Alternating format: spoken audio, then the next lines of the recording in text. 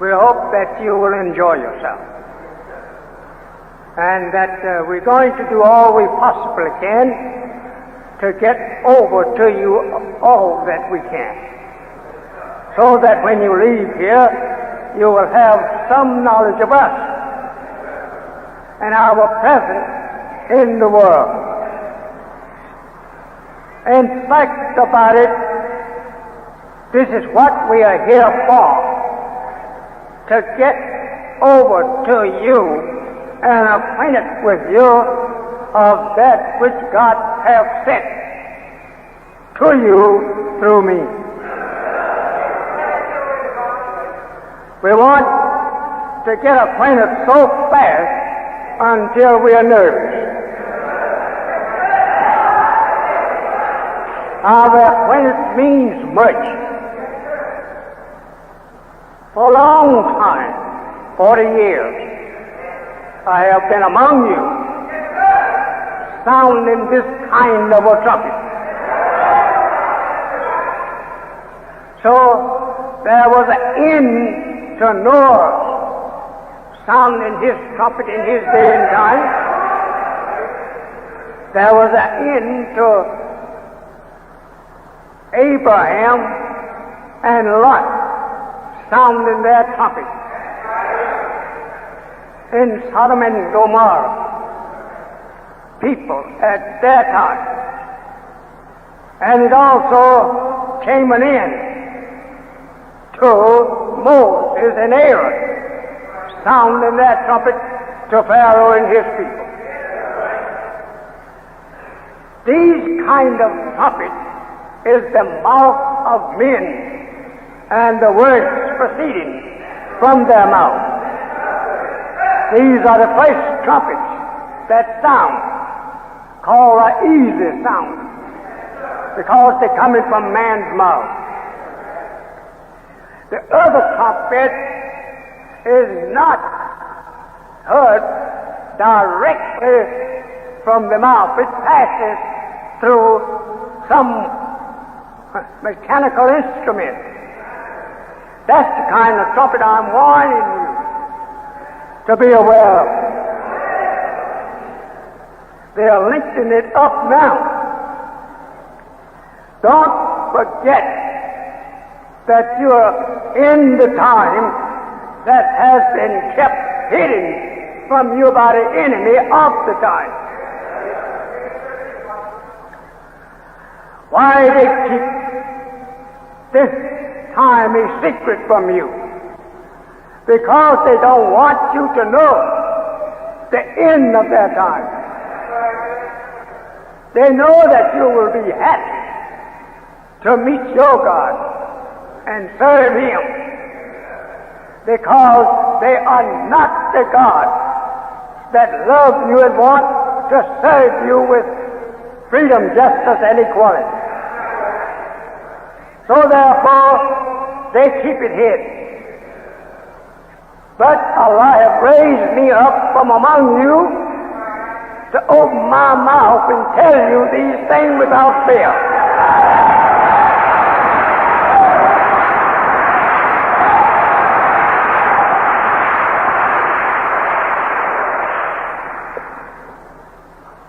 The Bible, a book of books,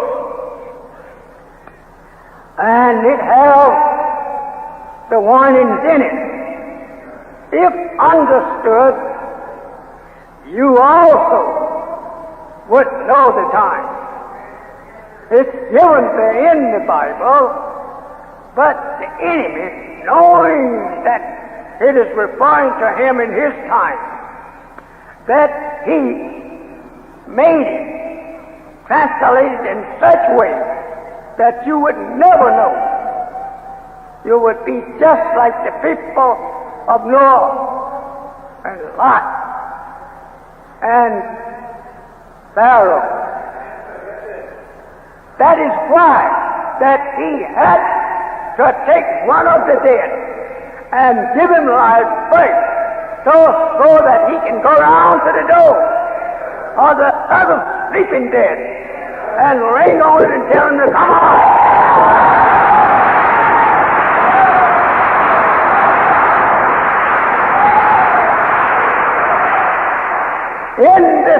knocking on the door to arouse the mental sleeper, that he may wake up, join on to his own kind that is already waking. It is due to the fact that an enemy is shaking them to sleep as fast as the wicked try to rouse them. The enemy, the blue-eyed Caucasian race, have had the right to keep us asleep for 6,000 years. Now he admits to me that he knows that this time is meant for us to rise. But he said to me in Washington, 1942, he said, Elijah, we know this would come for a long time. But if you had started preaching it 20 years ago, you'd have been shut out right. Think over that. Me, little old boy, standing before Washington and getting such answers against you, and to verify the Bible teaching and Holy Quran that they kill all the prophets. A prophet of righteousness, a prophet of justice, had no place among the white race before today. They have tried to kill me, as you know, for many times. Many of you know this. They're still trying to do so. Through you. He's afraid himself, but he thinks you are foolish. And that if he tells you, go down there and kill life, you certainly will make an attempt. You're just that silly. You never loved yourself, and therefore you could not expect to be loving me to not try an attempt to take my life because the devil told you so. But here is a boy standing on this platform that you nor he can put that small time stuff over.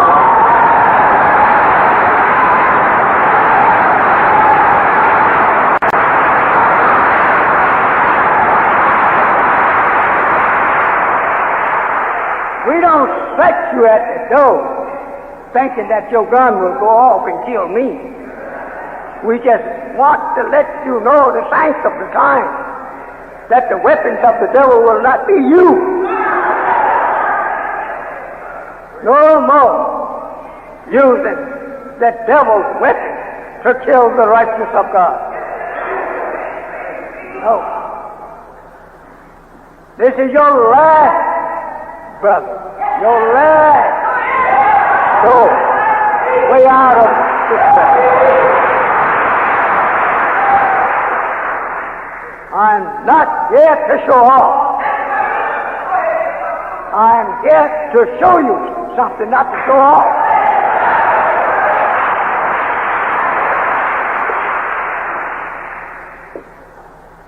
The secret of the time been kept from the black man of America so long that he himself don't believe in time.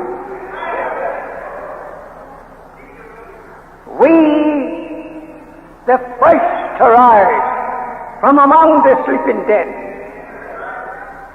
to instruct you, teach you the knowledge of the day and time you're living in. This is your day and my day. The white man don't have nothing in this day but death.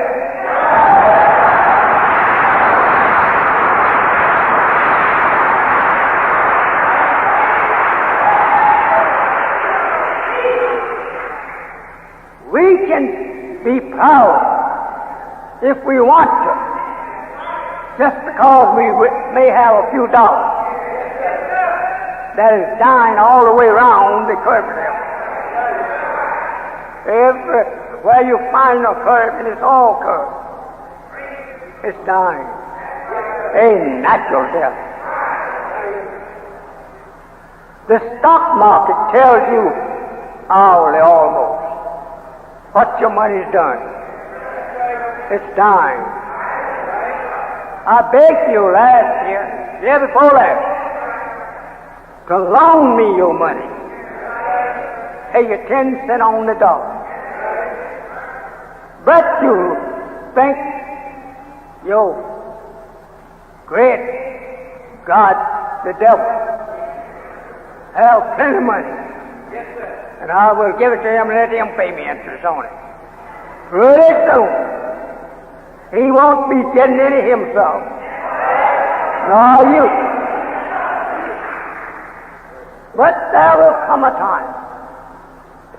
I want you to remember I'm not dumb of that.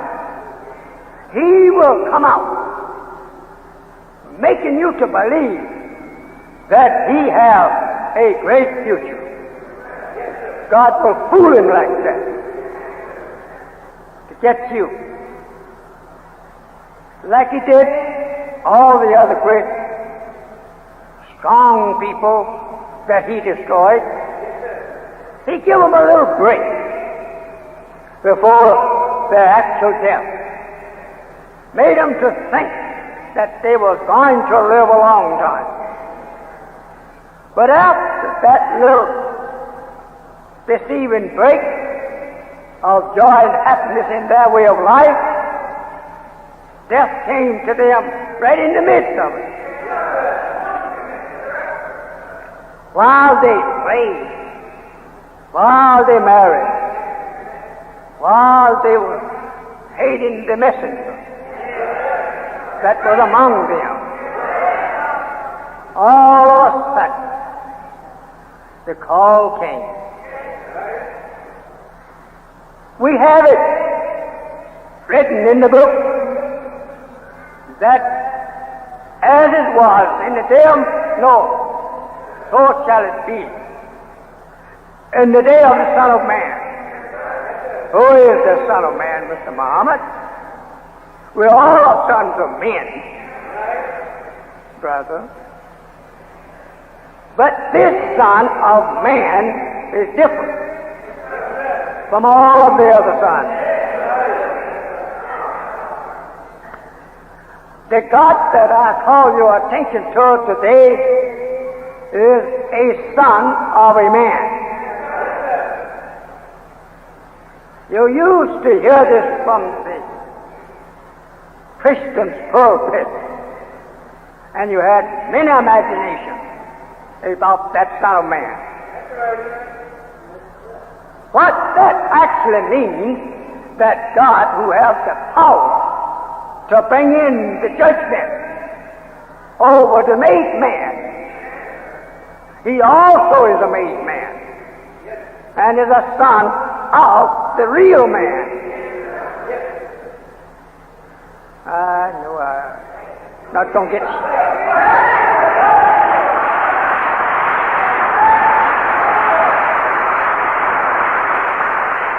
If I was in the church, they'd throw me out. Because they don't understand. The Son of Man, to usher in the judge man, is a made man too. The original man went and made him out of the made man and out of the original man. For what? He wanted to get part of each so that he could come and get you and me and divide us from the made man. Put us back where we belong in the original man who actually was not made but self-created. We are from a created God, not a made God. I hope you understand. You are a great people. A great people. Just think over, you are not a made person, but a created person. We can make something from from that which is created. We can make all we want from it. But now let us create something. You can't do that. This temple here is from the material that was created in the earth when the earth was created. So the material is old and old and old because it's made out of the material that was created. The devil have not created nothing. If there be one of you, before you leave here, can prove to me that the devil have created something, I will give you $10,000 out of my brother's vest pocket for lying. The white man have not created nothing. Everything he wanted to build his world with, he found it here that our Father had created.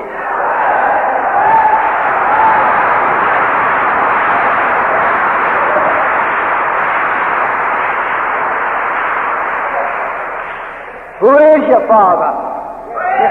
Mr. Muhammad, that is not the father of the white man. My father is not a made father. My father is a created father. After his self-creation, he began creating others. He is able to produce out of nothing something. I want to say to you the theology of time, the time that we are living in, the secret of the time was made so that you would not be able to know exactly when the time man is going off. For he will have you so full of fire against him, if you knew, you probably would take him off forever. The time expires. Who would not be angry with a person that was not satisfied in taking away our valuable labor, but took away from us the knowledge of God?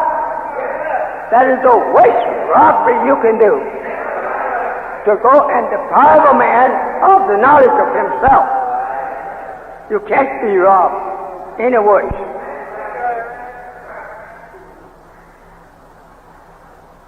I'm not so powerfully late.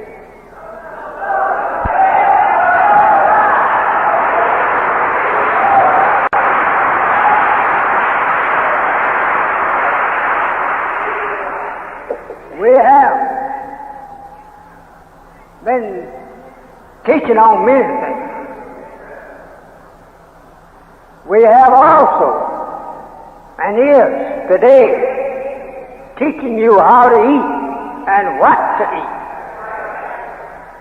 How to eat to live. Why? Because it takes eating to live. You can't live without eating. But you must know what to eat and when to eat. Oh, doctor, I'm not after you. I know you still want to make a few more nickels. But let us all move around to a more healthy corner. All of our food been prepared by Satan is for death of us. How to eat to live. Number one, we must learn the right kind of food to eat. Second, we must know what time to partake of that food. And then after we correct these errors that we have been making in food, we will start living. God cannot prolong our lives unless we obey Him in what to put in our mouth. Because what we put in our mouth keeps us here, and the same takes us away. You say, well, Mr. Muhammad, you get sick. Yes, I get sick. Maybe sick now. But it's not because of Muhammad ignorancy that he's sick. No. He's well aware of his cause. How can I fulfill the Scripture if I don't suffer like you?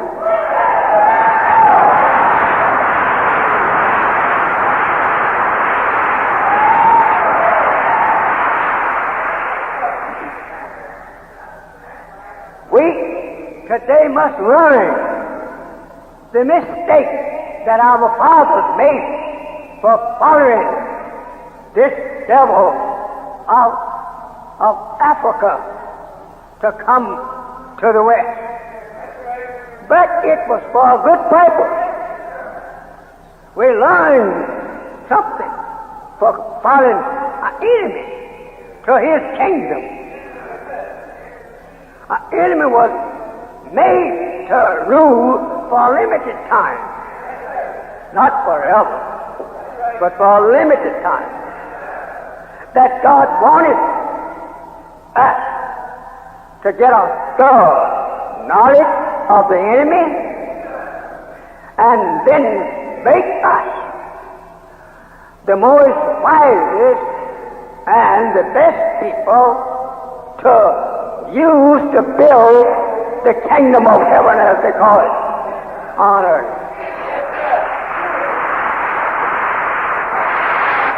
Of the prodigal son. He had went off and went astray in a far-off country in the enemies of himself and his people. The poor man, he had no friends among them. And the Bible says that no one give unto him. But after God went out at the time when he knew that he would be seeking a friend, met him and escorted him back home to his family of kin people.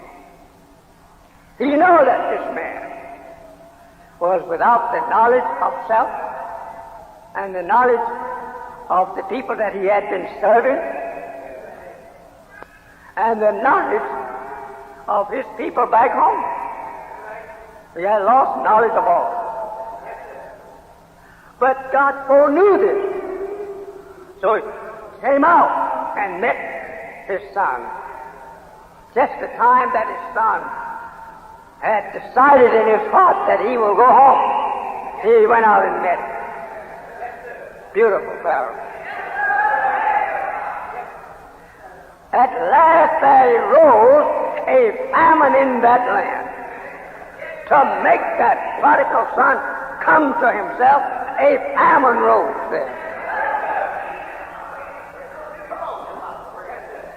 The famine became so that it taken the bread away from the prodigal son and all the money that he had. He became in want.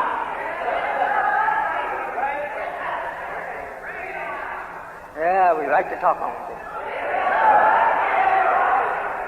to show you where you are. He became in want.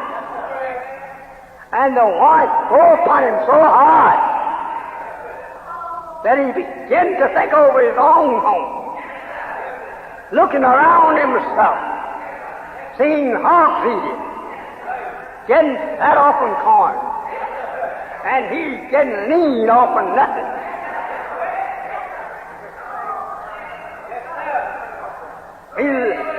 he began to think over his father, wondering could he return to him after being such devil of a boy. He says, in my father's house, think over those words, he have bread to spare. There's this enemy of mine don't have bread for himself, nor me.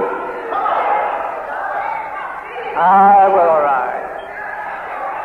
Began to fix up his story, what he would tell his father.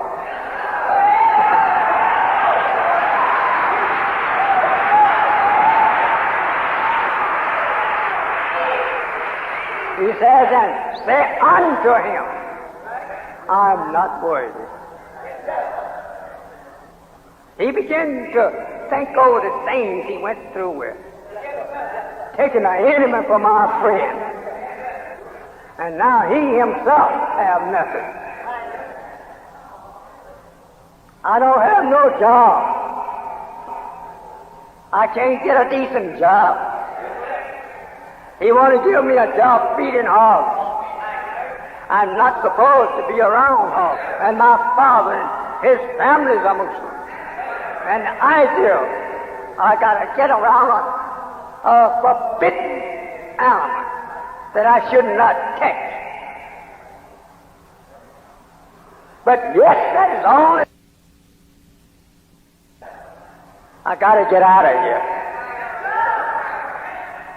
Father, I don't want you to recognize me as a son of yours. You're too great for that. I will insult the whole house, for I have lived among strangers.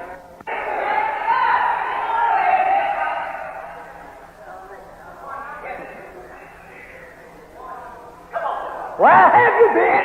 I've been astray. What did you find there? Family. They don't have nothing to eat, Father. But you have bread to spare. And I'm here as I asked the stranger for a job. I didn't ask to be a guest of his. I just asked him to let me have a job. And he soon had no job for me. America soon will not be able to give you a job. You are the non-American. You are not the white man's kin, nor you his friend. Regardless to how you claim that you are his friend and will do good by him, you can't do it by nature. You both are different people altogether. He can't be your friend, nor can you be his friend. By nature, you're different. As the Holy One says in the 30s, that you are created by the nature, that nature which calls you to righteousness. And the devil is created by nature which calls him to oppose you. And he's doing it. And you want to have your parties, your conferences, to get together to see can't we find some kind of way of telling a white man that he's mistreating me. He knows that. He was made to treat you right. And he will tell you that. As he listened to me every minute of the hour. He has his mechanical instrument set upon me all the time. He hears every word I'm saying now. But he cannot condemn the words that I'm saying through this mic, that they are other than the truth. You will never see him out trying to face me to condemn what I say. Never. You can go tell him, come on down here. Elijah talking about you. He said, I don't want to see Elijah.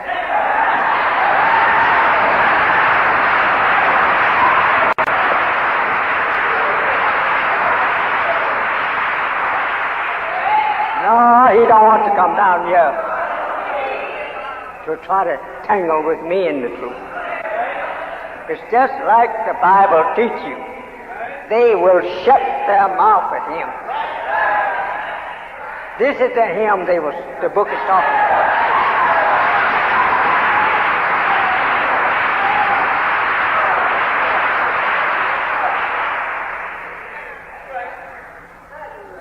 They will hear me raging at them. Sometimes they'll ask some of my boys that stay around near his house. He said, was he mad with us? If I am angry with you, what do you want to do about it?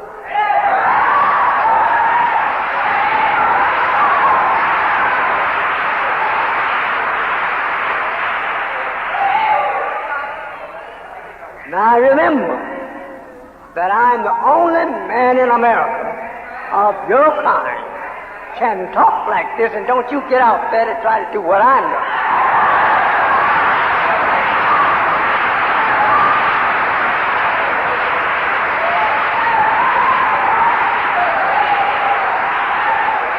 You can talk like me if you go strictly according to what I teach you. But don't go out like Peter. Just because he saw Jesus walking on the water, he thought he could do it himself. He had got so powerful, now he can jump out. And from his own self, walk the water. And the foolish man started sinking. Then he got frightened to death, calling on Jesus to help him.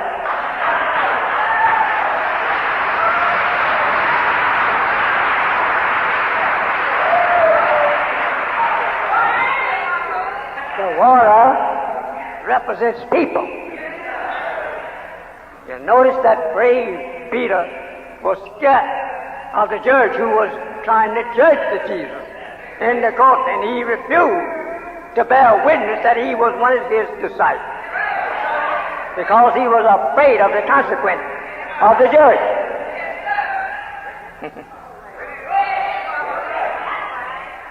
But Jesus, knowing that he would do so he went to work to just glance at him to let him know, remember what I told you? So Peter's heart failed him. I don't want your heart to fail you, because I want you to know the enemy that is trying to judge people whom he has no rights to judge. Who is he that judges another man's servant? You're not supposed to take the righteous, you wicked devil, you, and set yourself up as the judge of them. No. We are no more here. We belong to another judge, another God. As the Jesus told his enemy when he was threatening to death, he told him that he could not judge him. So if I am wrong, let me go before my own judge and not you. You are not the one to judge me. So here he stands. This is he.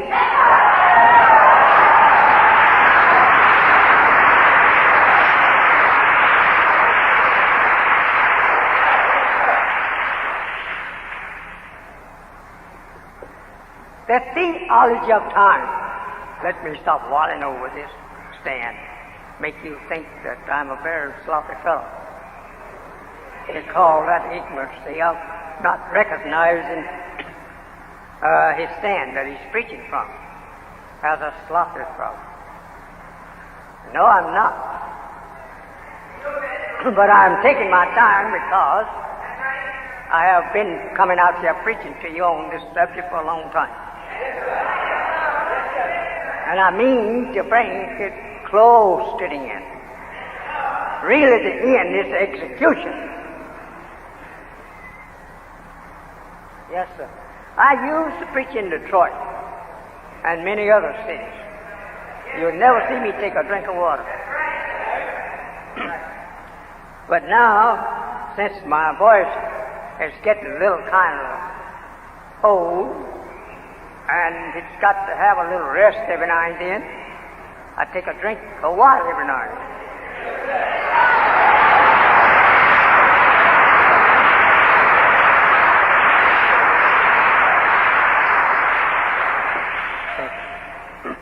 I have a very good grandson. That's my grandson that you see pouring water in me. He can't pour the word in me, he pour the water in me.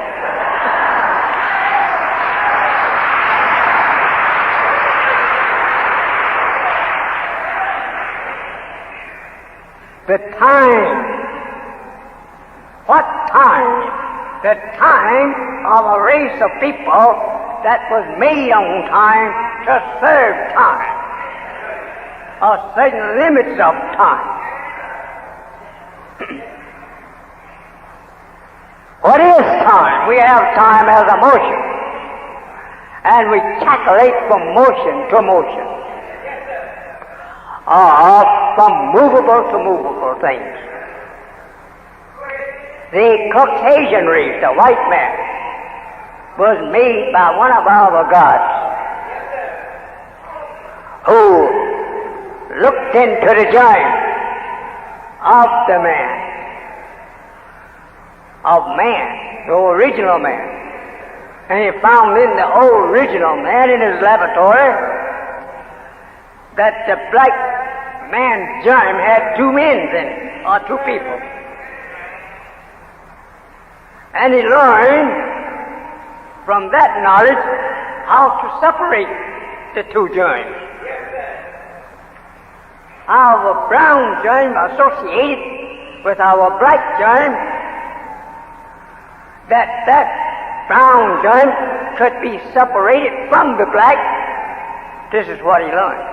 And he could deprive one of his life and make that he say rule that which he deprived of life.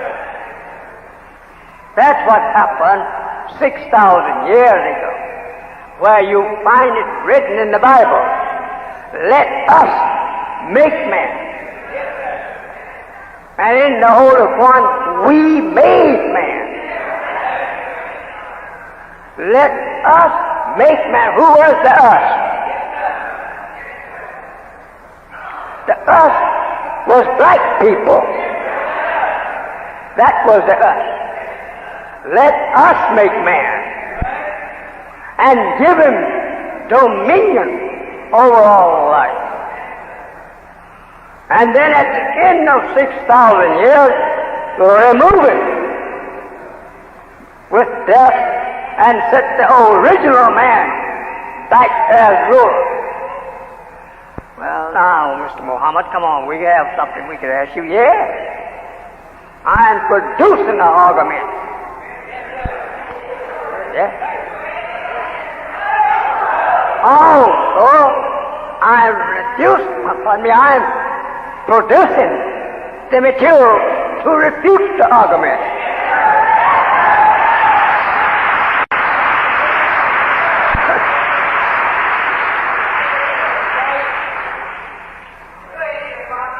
What that fellow said in the book, he said this, Mr. Muhammad. He said that in the volumes of the book, he comes. You can't sail out a single book for him.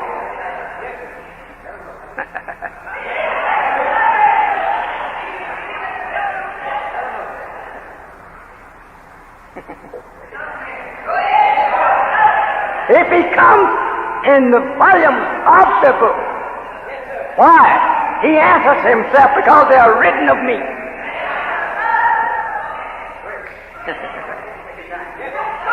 Then he challenges the reader. He said, you read the scripture, and in them you think you have life. Rather, you think that there is your salvation. But they only Speak of me.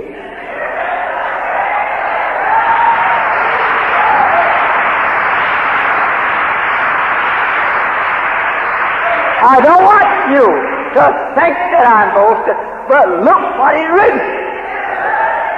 He said, this one is his firstborn. Firstborn from what? There's plenty men on this earth, mister. Who are you to say you are firstborn? He's my first spiritual born from the spiritual dead. I don't want to get rashy at you because you don't have the argument to come back to challenge me. But I want you to get away from that Bible whom Satan poisoned by the touch of his hand, taking out truth, adding in lies. Well, he took the truth and made it understandable for you by putting truth into various types of forms, making forms for you to understand. And in so doing, he also understands using symbols, and you never was able to read the symbols and understand the truth of it. So God loves you so well, He's taken one of you off aside. Open the books of Son, read it. I will analyze it. For 3 years and 3 nights, I was there sitting beside his side. 3 years and a half, teaching me night and day that which has been hidden from us for 6,000 years, and that which was so poisoned that it just absolutely put us to sleep for the last 400 years. But I think, fella, that I has been sent by Him, and He's backing me up to bring the enemy to his well-fought doom hell.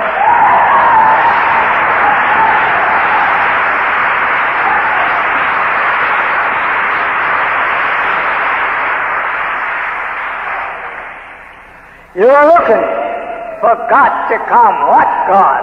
You don't know. You know, was taught to know. You're taught. Where is He? And you look up in the sky. Where is He? Up there. And He can't single out He up there. Do the Bible teach you and me to wait for He to come from out of the sky? He said, the Son of Man. Man is on earth. And His Son. You can't look in the sky for God and His Son to come jumping out of the sky. That's what the devil's up there looking for now. And he will never find it. The parable is given. In the parable of the water that was gushing up out of the earth at the heel of Ishmael, while his mother running all over the hill looking for water. There was an ever-flowing spring at the heel of her son.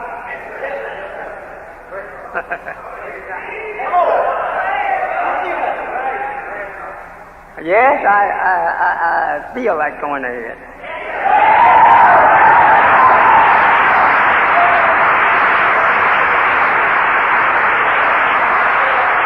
I don't feel like staying behind that no junction. I would like to make you acquainted with the Almighty God so that you will know Him as I know Him, and whom He has risen in your midst out of nothing to bring you into something. Well, I reckon it's a good thing for me to be held down as the Holy Quran teaches you, That's his pole. Allah shut the messenger's mouth that he don't warn me. Well, that's right, because he know I'm so over anxious to tell you what he has told me. And if he didn't shut my mouth every now and then, I certainly would keep it open.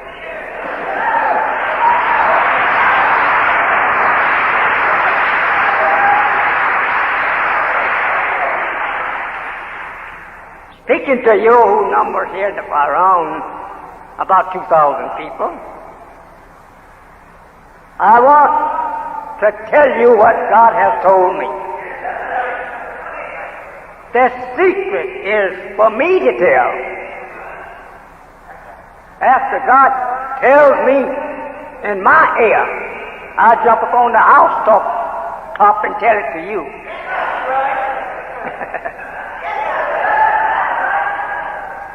He told me, he said, brother, when I tell you, you can get up on top of the house and yell out your wisdom. But I'm so anxious to tell you. He has to pull my coat.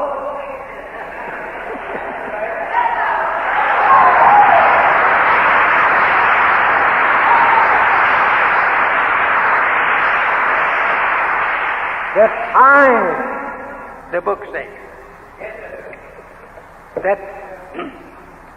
that time, he says, tell them that time is up, and time shall be no more given to the time of the expirer. He will have no more time.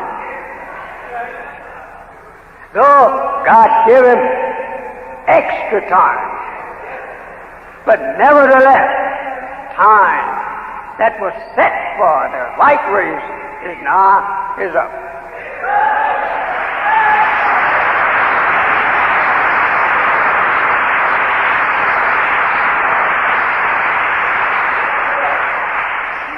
They're constantly telling you about their disagreements that they are having with each nation. I'm not going into the politics of the nation because I have declared to him I would take nothing to do with his politics, and I was not raised for no political man and to do that kind of service. If I even know it, not going to take no part in it as long as he lives. He got a corrupted political world. Let us stand and look at his God. Then when we build one, it will be one to live forever. Let him die the natural death of an enemy. As you may hear daily like I do. Oh, that's our people. Instead of the white people. We must do this and we must have that. We must choose this man. And we want this and that.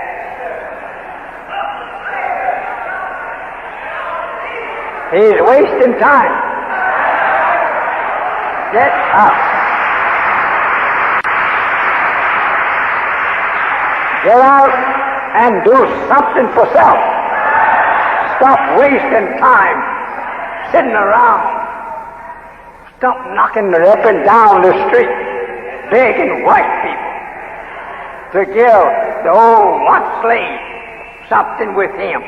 As you know, these preachers, begging preachers, they don't beg for a chance to go for self. They beg for a chance to live with the enemy.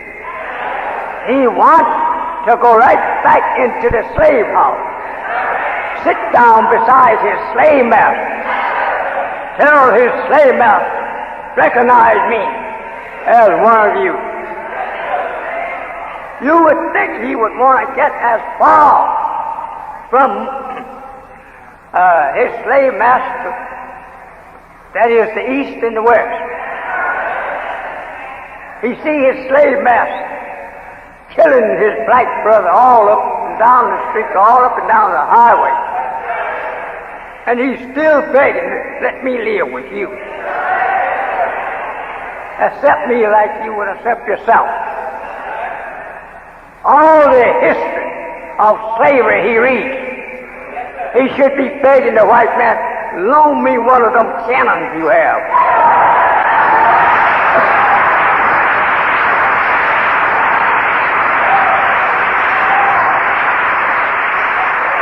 It is awful to see a people treated like us by another people, then go back to that same people begging them to make us their friends and their brothers. I get so vexed when I hear our people begging for a place with the devil that I can hardly sleep anymore that night. That's the truth. Begging his enemy now to take his own life. I don't want to live. I want to die with you. That's what he's telling him. I don't want no Elijah's teaching. I want to be your friend, not Elijah's friend. Hating white folks. Poor, foolish man. I don't want to go with him. I'm not going nowhere with no God from you, Mr. White Man. Oh, my brother, if you only could see what I'm looking at. You wish that you had not been born on the same earth that they're born on.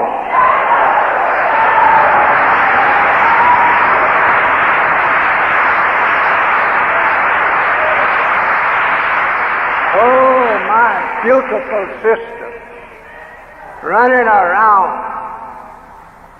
laughing in his face.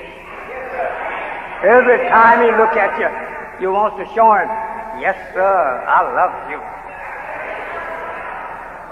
Why do you love the white man? Because he's unripe. This is why. You're not looking at the principle of the nature that he's made out and in. All you are looking at is the surface of unrighteousness. And you are ready to cast your little black baby into fire to go along with him later in fire. It's awful. But this is the great day of separation.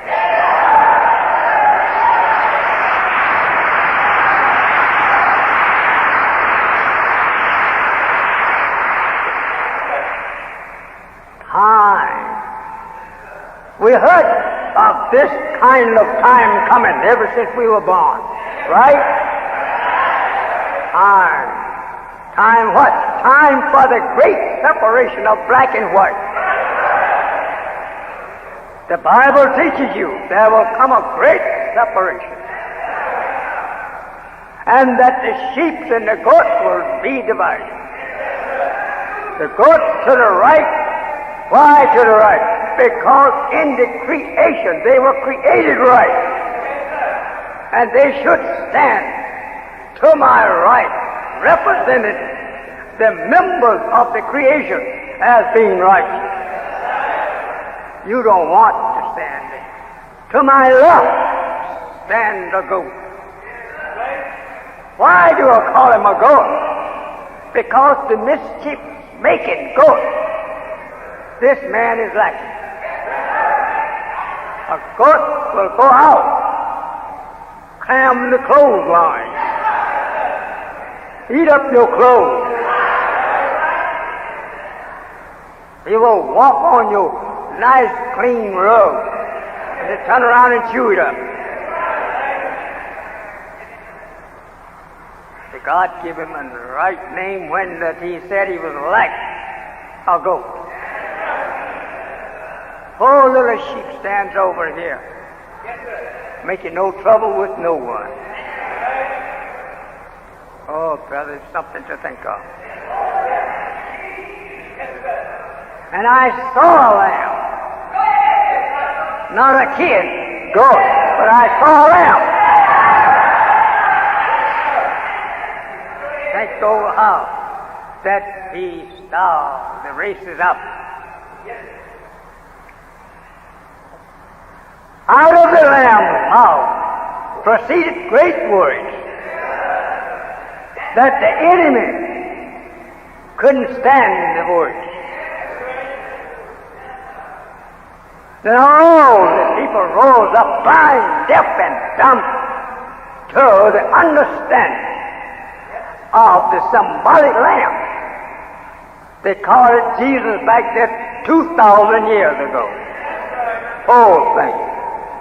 They had not studied the nature of the lamb, of why a person is called a sheep. How could Jesus be called a sheep? How could he be called a lamb? He was not the first of his people for you to call him a lamb newly born. The world would have been changed in his day and time. Why he's called a lamb? Oh, here further in the Revelation, because he's the first that is born to bring about a new civilization. And he's the first of that new civilization.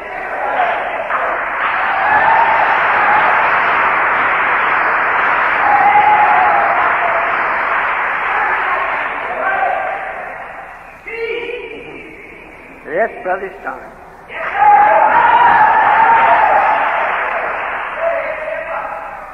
Now, if we say the time is come, all of our lives we have been blowing off our mouth, oh, the time will come. When the time comes, and when the time comes, this and that. Now I want to talk with you, and he is talking with you. How much knowledge do you know of the time? Why do they go and prefer the judgment as the time? They are talking about the judgment of the devil Caucasian. Why is they referring to it that the time will end? They mean judgment. They understand that. If the white man was made and that the God liked the man and he gives the man dominion over all things that was created by him. Okay, then why did he make this man for destruction, knowing when he made him that he intended to destroy him? Why did he make the devil? He made the devil, brother, to show you and me how much wisdom was locked up in the black man that had never been made clear to the black man, the wisdom that was in him.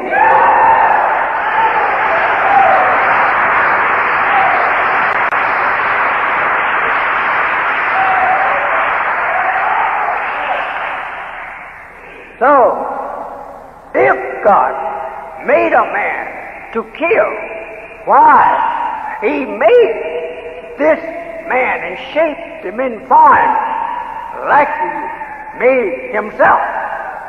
In the same form did he make his man.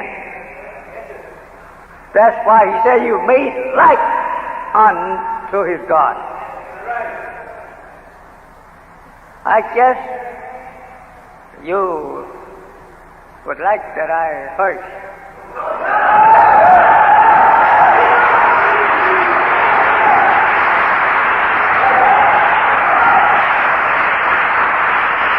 But since mankind, not the man, but mankind, must be destroyed, because mankind affects the man.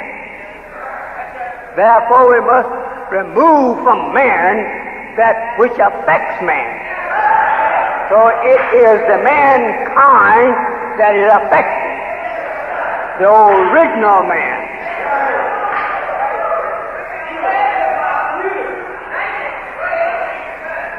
Read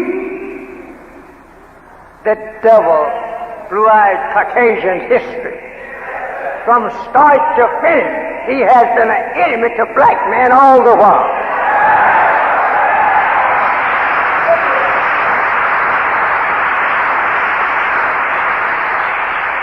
He poisons everything that comes to us.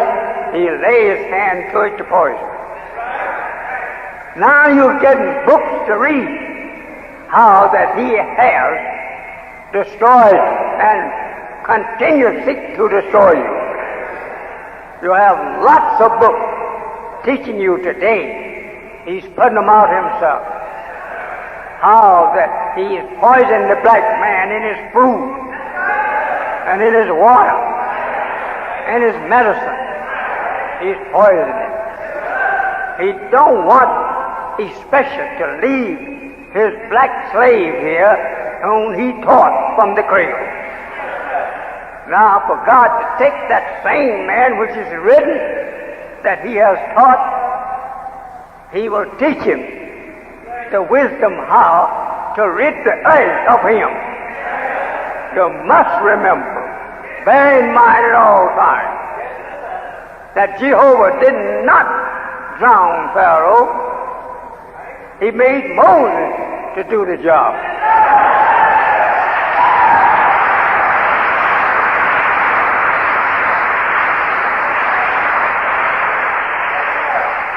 And run on over here to the last of the book.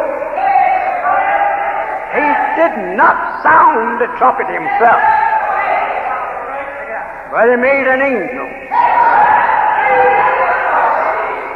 Told the angel where to go and how to stand.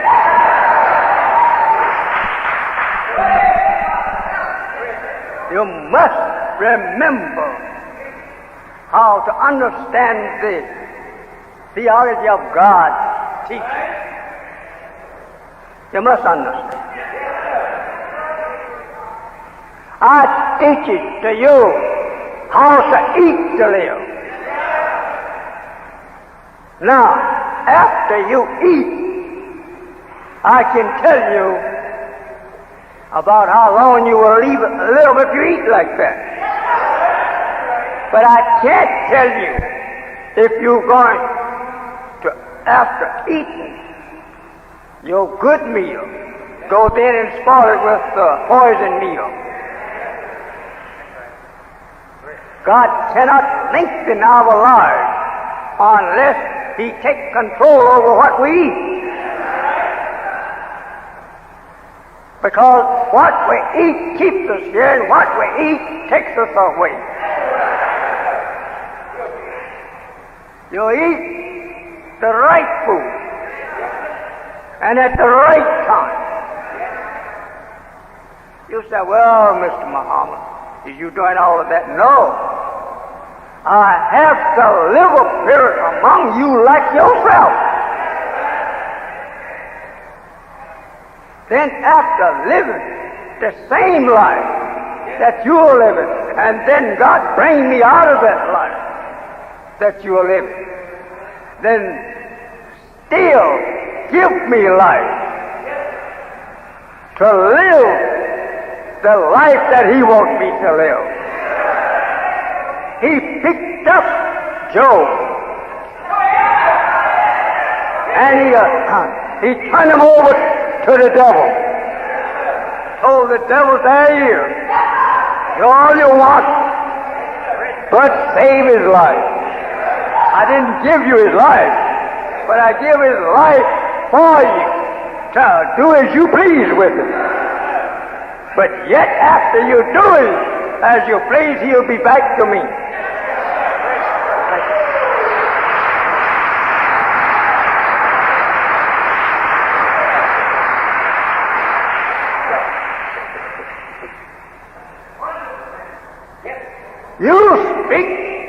probably as Job's friend. You must have done something, Elijah, that God afflict you like that. Yeah, I did something. I did the same thing you did. That's why you afflict. But don't think I don't know how to be wise and healthy. I already have that along with me. But I want to show you that I can live your life for a certain time and then come out of it.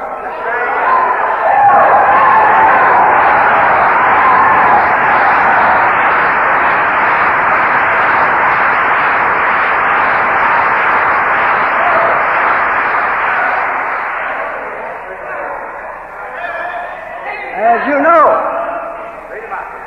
the next or the past 6 or 7 weeks, I was up here. Yes, brother. That's right, brother. But today you hear me speaking.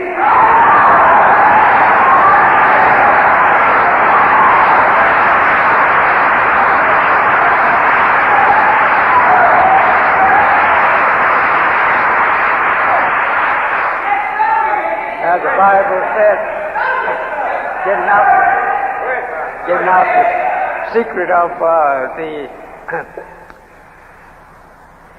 the mule and Baal.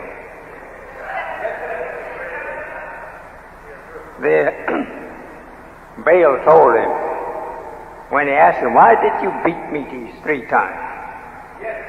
He said, "Because." The Baal says, "Because you mocked me." He never said why and what was the mockery. That the donkey was mocking him with.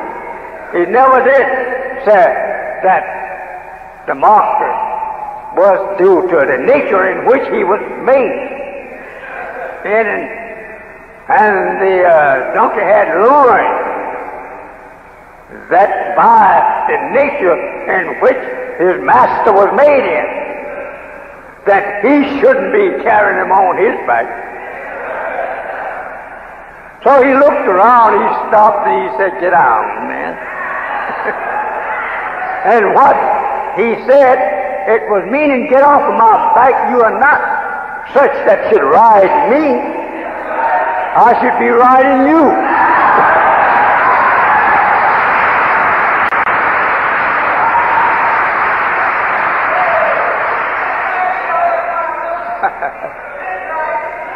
You must, from this day on, remember that you have been the donkey for the white man. Remember that.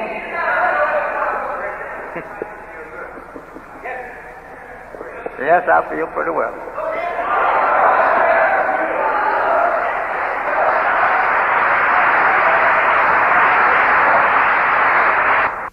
Eating the hog. Doctors won't tell you to stop eating the hog because they want the job. But not that they don't know that the hog is a poison animal, which should not be touched by man's flesh. Well, when a man wants a job, you can't afford him because you're trying to find him one. But I say to you, tell your doctor, don't eat hog. He'll be a doctor for you a long time.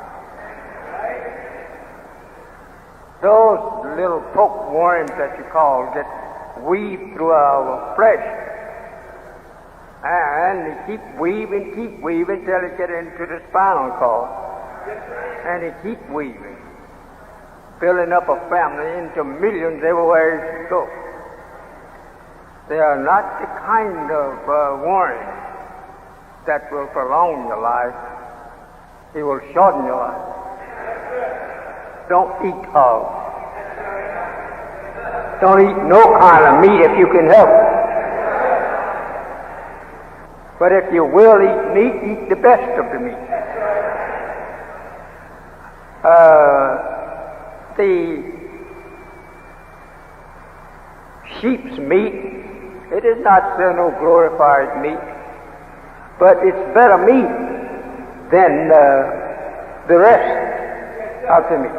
Don't eat either kind if you can help it.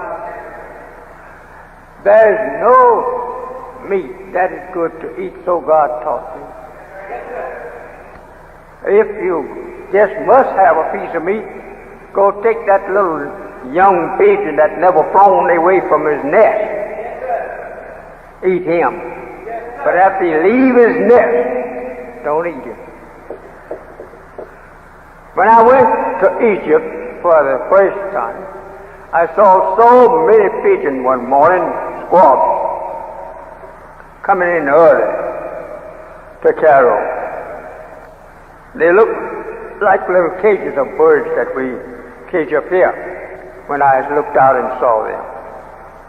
So I went down to the market to look at them there. And when I went to the market there in Cairo, saw all of these little birds,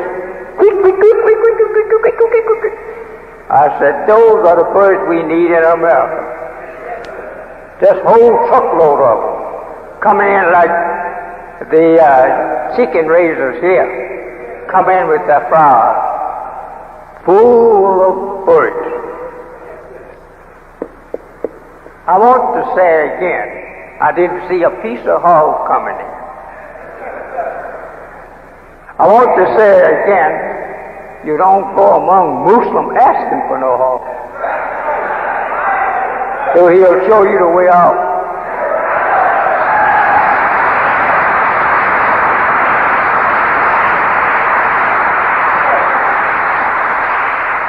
This dirty, no-good animal lives off filth. You can't offer a hog anything that is too filthy for him to eat. He eat anything. He is a dirty rascal. And he's so dumb, if you feed him, he'll never look up to see where it's coming from until you stop dropping it down to him. Then he run all day there looking for another mouthful of that food with his nose in the ground.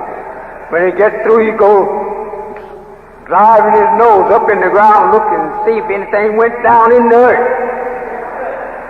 He'll turn up the earth for you. He is a no good animal. He got an ugly eye.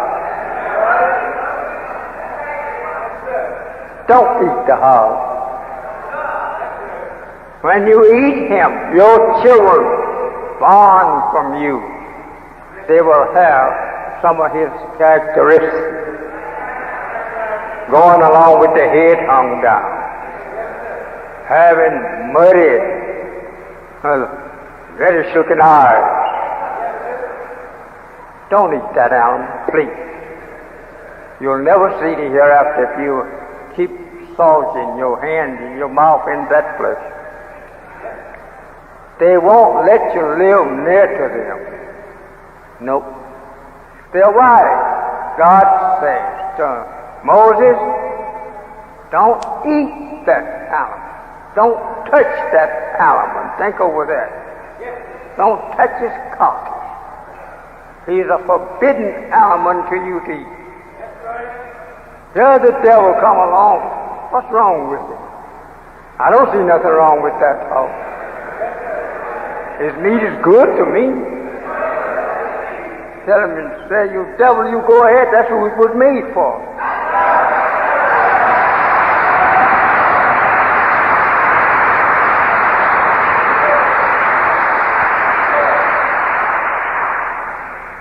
Well, if God made him, he mean for us all that except what he make, all what he make is good and very good. Brother, you haven't learned the truth. He made the hog to cure the white man's diseases. This is medicine. The hog is a medicine animal. I used to in the South, if I got a fall on me, I'd go cut off a piece of that salted pork, apply to that coming ball there, boil. And it would help bring it,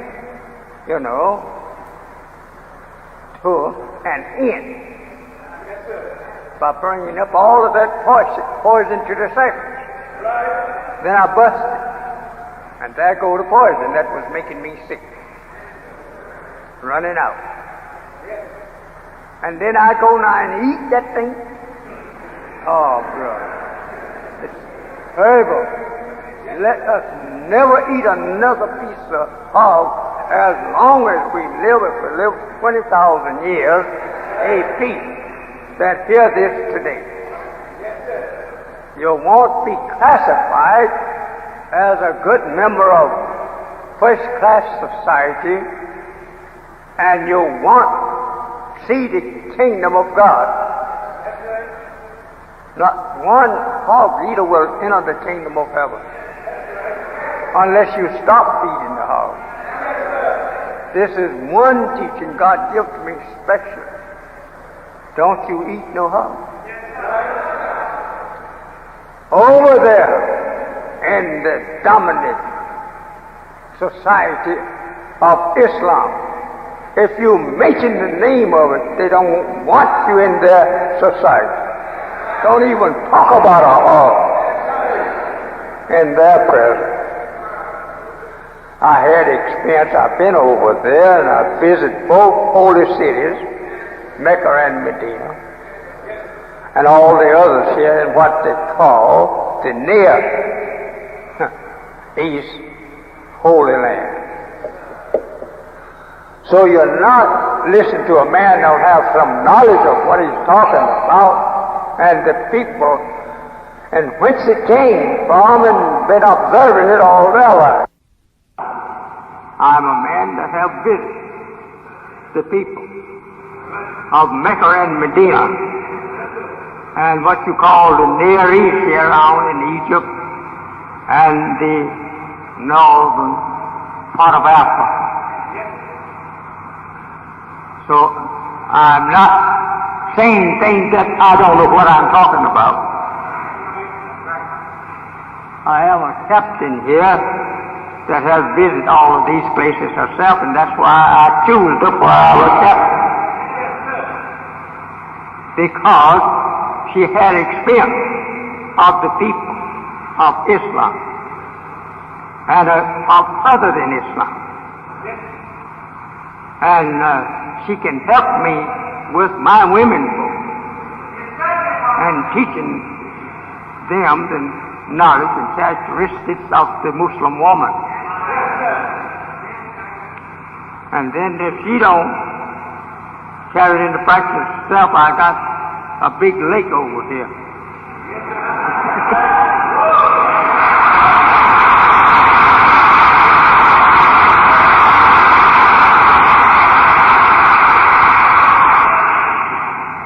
How to eat to live. I'm bringing out to you a very beautiful book on that. It will be a hardback. And you're going to like it.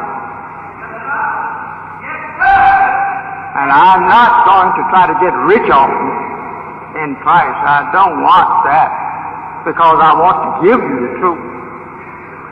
But what it costs me to get the book in shape to be published, I have to pay the man. He won't give it to me. So then I have to charge you a little something. But it'll be out probably before the year's out. Then you have that nice little hardback book with golden letters on it, How to Eat to Live, which means how to live and have life that you are satisfied and you love to live that life because you get something from that life. I reckon you all say he certainly does teach a long time.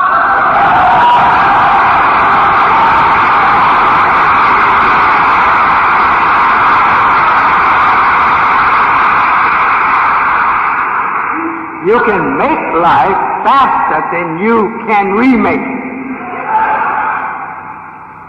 I hope you understand. how to eat to live.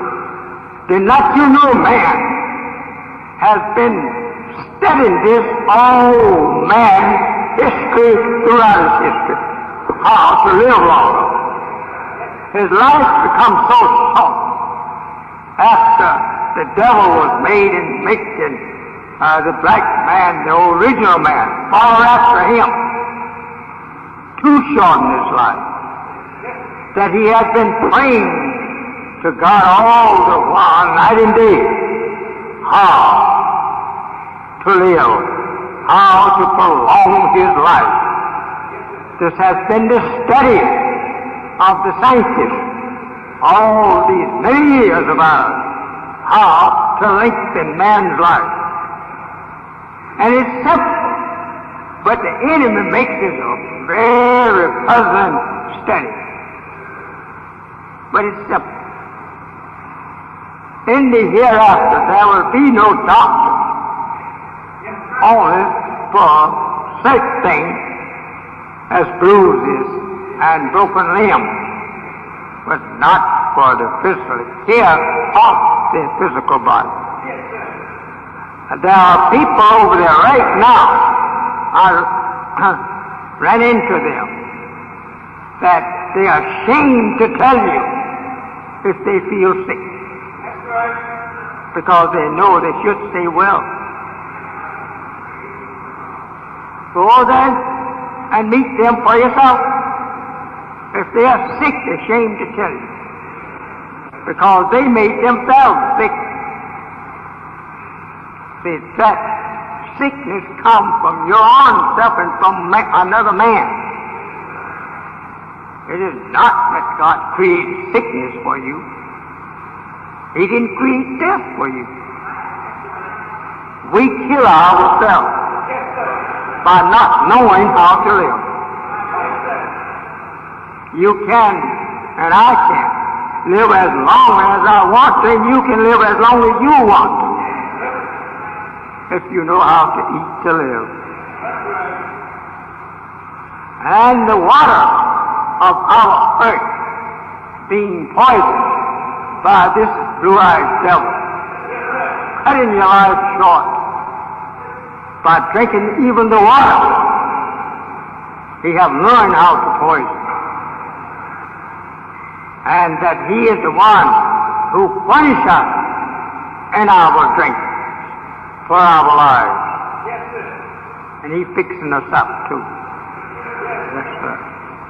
He knows that he's going. He knows that the black man is going to put that going to him. He knows that. Therefore he's angry with black man, seek to destroy every black man on the face of the earth. But leave me a little alone. I don't care how good you think your beautiful snake-eyed and blue-eyed devil look to you. He wants to destroy you, and doing everything to destroy you and me today, not tomorrow, but today. Oh, would that you understood. Well, how are you going to escape? I'm going to follow my God and do everything He tells me to do.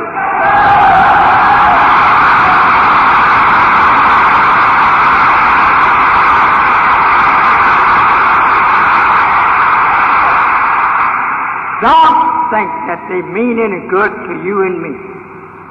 No, no. He come to me and laughed. How you do, Mr. Muhammad? How you do, Mr. Jones? Shaking his hand. Both of us have death in our heart for each other.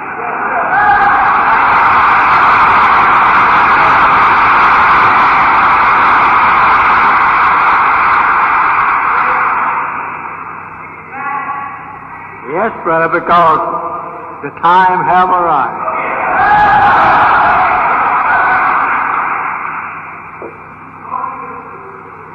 I want to eat. For what, Mr. Muhammad, to live?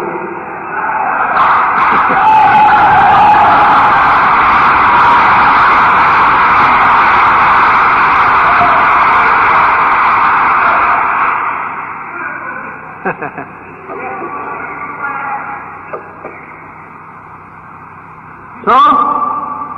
my beloved brothers and beautiful sisters,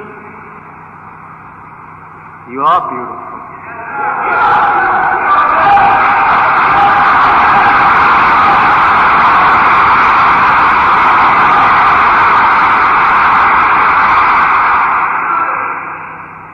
Soon after this war, about going out of the war, he's going to bring you in, as the Bible says, that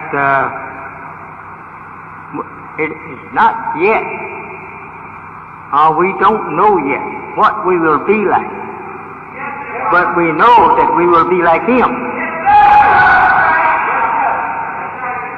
Why? Because He must make us like Him in order to prove His civilization He makes. If we don't look like Him, then He could deny making us, and we could deny being made by Him. But we will be made like Him. So He told me all about that. That's a great long lecture within itself of what you will look like in the hereafter. He have given me that knowledge and how you will be changed into that way. So I have all of that in my little old big head here.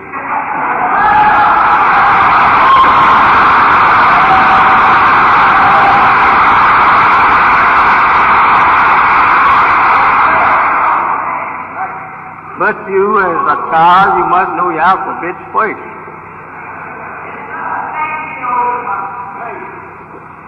I'm looking for help. I'm looking for the black scientists that know something about how to build and how to tear down. I want both, a wrecker and a builder. So if you will write me, tell me what you can do and what you're willing to do for me and my work that you are learning now very fast. Do something for yourself, Philip, for the black man, wherever you can. We have a job here on the south side that I'm determined to bring it through. Make the black man rule himself in the south side. You'll be on rule. I will teach you how. As you see, I'm my own ruler.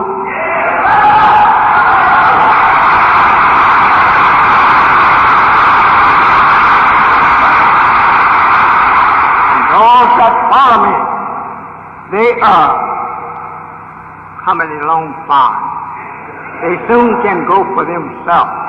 Some of them are already going for themselves. This is what I want to do. I want you to be yourself and rule yourself.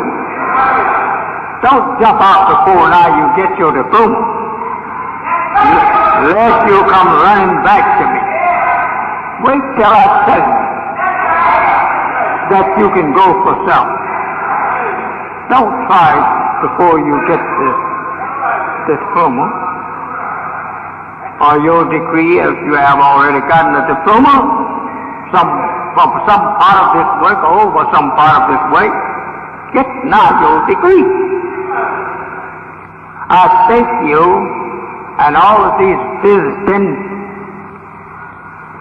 people that is visiting us this afternoon, and these scholars and scientists that we have among us here. I hope that you will remember to write me and visit me again. This is my house here. You'll find me here.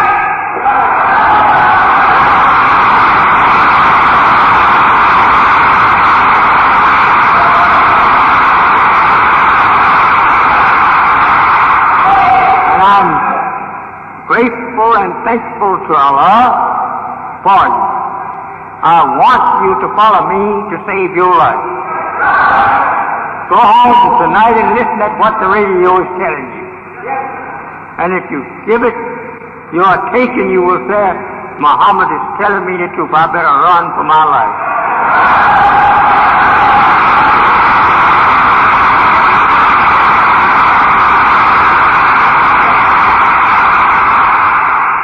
There is much more that I would like to say to you that you probably wouldn't have the patience to listen.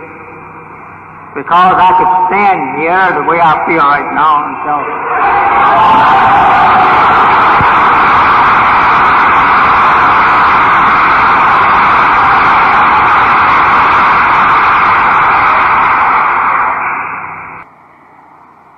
I want you to remember today I have one of my greatest teacher here going along. What are you hiding behind here? Take them on 3, 4, brother. Come on out here where they can see you.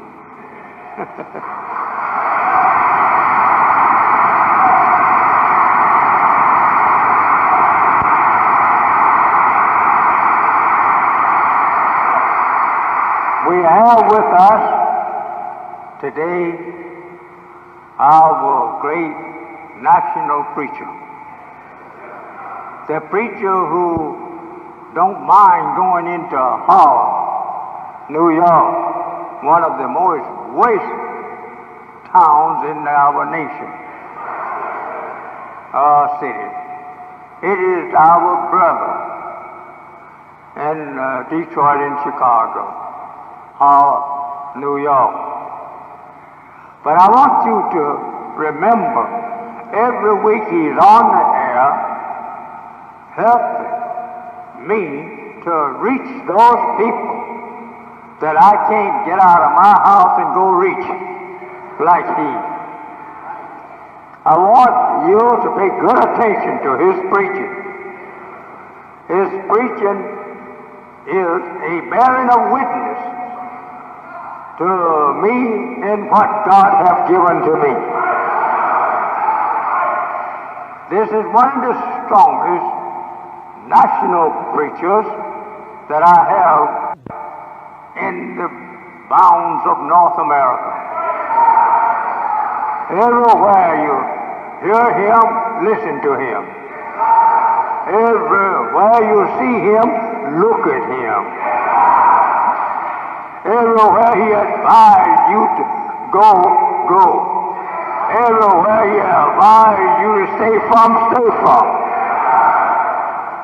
So we are thankful to Allah for this great helper of mine, Minister Farrakhan.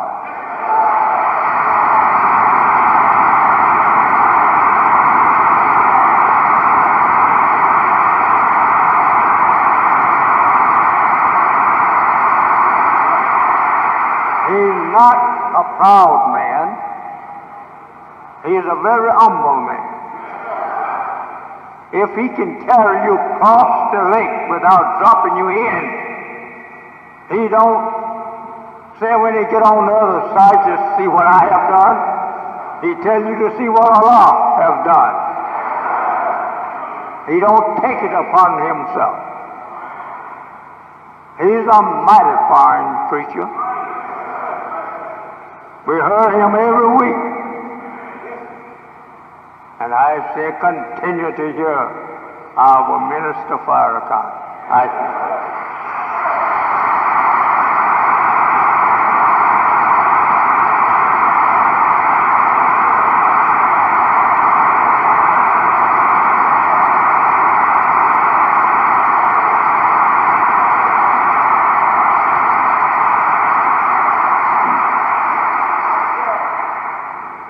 We want to unite together for the sake of God who wants to save us. We can't be saved from the destruction of an enemy by making friends with the enemy and believing in him more than we believe in God. Come out of her. Your Bible says, come out of her. Be not partaker with her and her destruction. Come out of it. I tell you what I'm going to do. If you don't come out of it, brother, I'm already out of it, and I'm going to keep running to keep from getting back in her.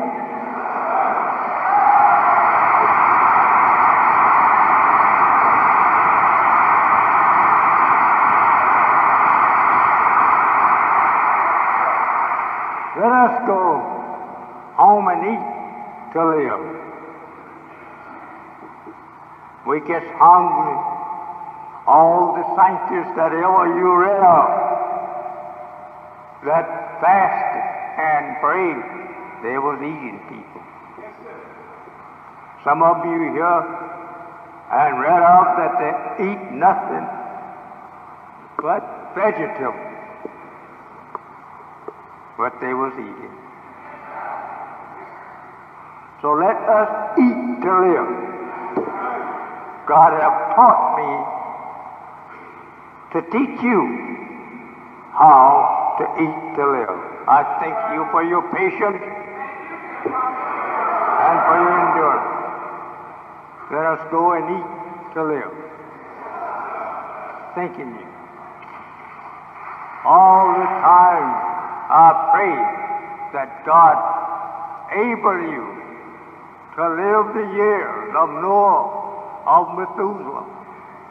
I pray that you live 1,000 years too. So, I thank again for your nice, beautiful respect of my presence among you. I thank you. May Allah respect you in the kingdom of heaven. As I say unto you and turning you back and the hand of our sister minister to take care of your dismissal. I don't want him to beg you to death because I'll be back next Sunday asking you for a little time.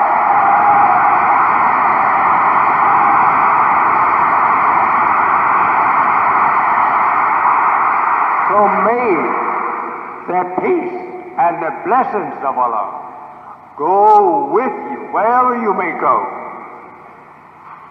and find your family with the greetings of Allah on your return to you, rejoicing that you went out, mother and father, to hear the word of Allah.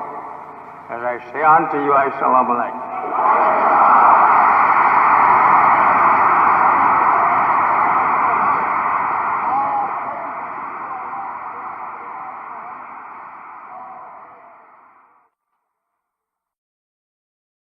Sisters, I'm very happy to see you smiling faces. That makes me feel good to see no vacancy, but a little. And I think before we are finished, it will be filled. We continue our subject, the theology of time. As this is the thing that you should know. What has been hidden from you and what is being kept hidden from you. I'm the fellow that is raised up here to open my mouth and tell you what Allah has revealed to me that was hidden, and that the prayer of the prophet Abraham and others should be fulfilled. That is, that God will raise up a teacher from among ourselves and teach us the truth of this world and the truth of ourselves, which this world have deprived us of. And so, this is the little boy that you read of there in the Bible.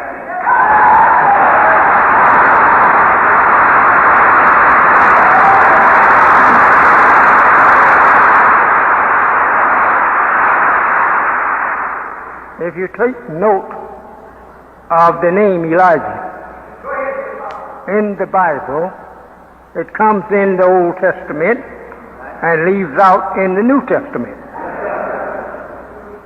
He's followed by many witnesses of the prophets and the local prophets. Some of the local prophets don't have too much to say, but he goes directly at the point. We call them minor prophets. He don't miss nothing of what has been revealed to him. He tells it right out. I hope you are hearing me. The mic up here, you will have to tell me yourself whether you are hearing well. Because you are listening and I am speaking. And you can tell me whether my speaking is getting over to you clear enough for you to understand. We don't want you coming up telling Allah, I didn't understand him. I didn't hear him so well. Something was wrong with that mic and they should have fixed it. So I should have heard it. And I would not have been out here with the disbelievers. So we don't want you to have no excuse. In the past we find where the messengers of God had people claiming an excuse. But this messenger is to make it so plain that you can't claim an excuse. And watches you to see if you misunderstand me. And you're welcome, after I'm said about all I intend to say this afternoon, to ask me questions if you didn't understand.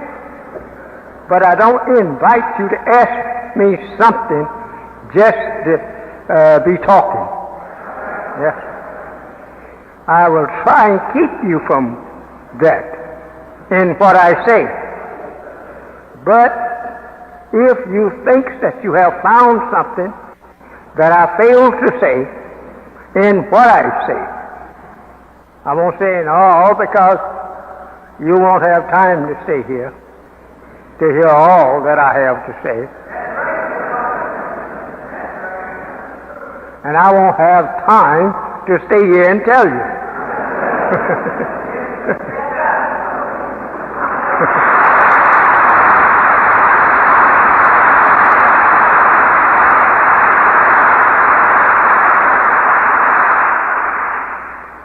A lot of us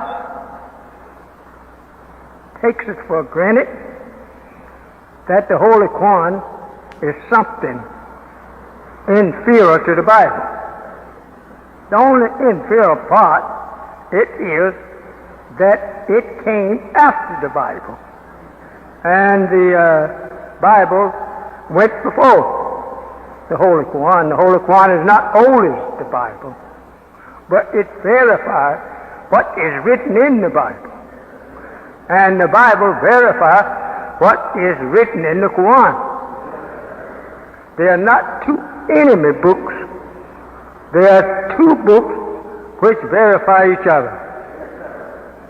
In the Bible, it reads there, when you open it, the first page of the chapter 1 in the Bible of Genesis. It says there that in the beginning, right? In the beginning of what? See? We must get these hidden truths understandable. In the beginning, God created the heavens and the earth. Well, when was that? See, that's all you have there. In the beginning, God created the heavens and the earth. What beginning? You see, you should set a time there so that we will know when the beginning was. See, you leave us to argue with you there. But if you would say it like this, God created the heavens and the earth, and don't say in the beginning, because you didn't finish that up. But if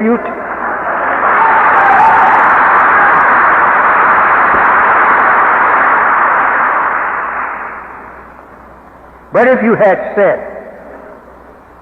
in the beginning, which was about so long and so long, or it was so long and so long, don't say about, because it had a beginning. There's nothing before us nor behind us what didn't have a beginning. We used to say, nobody knows. That was right. But there was a beginning, you see. If God was not before the beginning of what counts you have, then who was it before him? Because he was the beginning himself. Listen at it good. The beginning of time was made by the beginning of God. We had no beginning before he made himself. We could not calculate on time because there was no motion making time. But after he made himself, he made a motion. Then we've been reading time ever since. Understand me good. Let me go back over it. In the beginning, that was when God was making himself from an atom of life. And the motion of the atom was counting time, but we didn't know how to count it. And he didn't who was being made. So we had to wait until his complete make and set up a time clock for us. His motion in coming out of the atom was making time, but there was no one to calculate it. He couldn't calculate it himself because he had not yet been matured enough in his brains to calculate his own movements. So we have here today, sitting in the arena of time, meaning myself, God has taught me in the person of Master Farad, Muhammad, how these things begin working. And I'm teaching you so that no man can deceive you, as the Bible says. And that no man can argue with you and win his side of the argument unless he's on your side. We're very happy that the coming of God, whom the Christian calls, which is one of his attributes, to be living in such glorious time. It's a glorious time because you are being accepted for something that you thought you were not. As a righteous person and not as a wicked person. Think of all the sin that Satan caused us to commit. We are not guilty of it. Allah declares that He will not charge us up with the sin of Satan before He arrives. So some of us have did quite a bit of sin, and we are certainly happy to know that book won't be shown to us.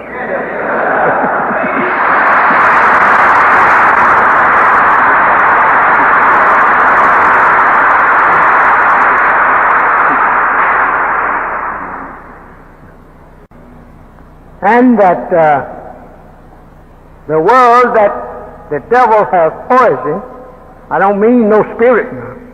I mean that blue-eyed Caucasian walking out there where you can see him.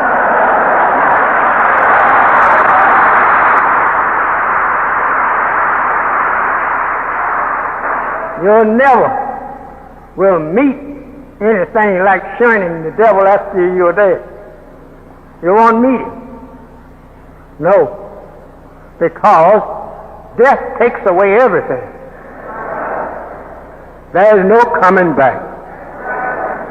I don't know whether you Christian believers is ready to believe it right now or not, but anyway, go home and think it over. And you will come back and tell me if there is any coming back that Muhammad you told other than the truth. You see, I am here. Then I will say, great day in the morning.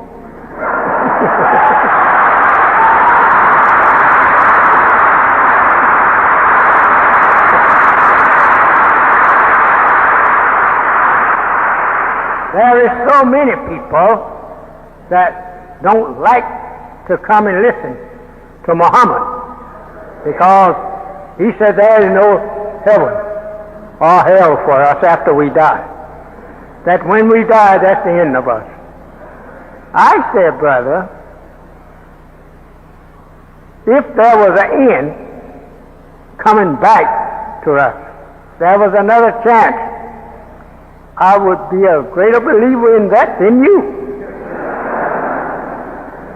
Because that would convince me that I'm preaching wrong. I will come back. And I would like to have a chance, if there's anything like coming back, to come back. But if you put the cold, chilly hands of death on me now, and then wake me up and warm them up again, I would say that I wouldn't not feel like getting up. I would be afraid something else is going to happen.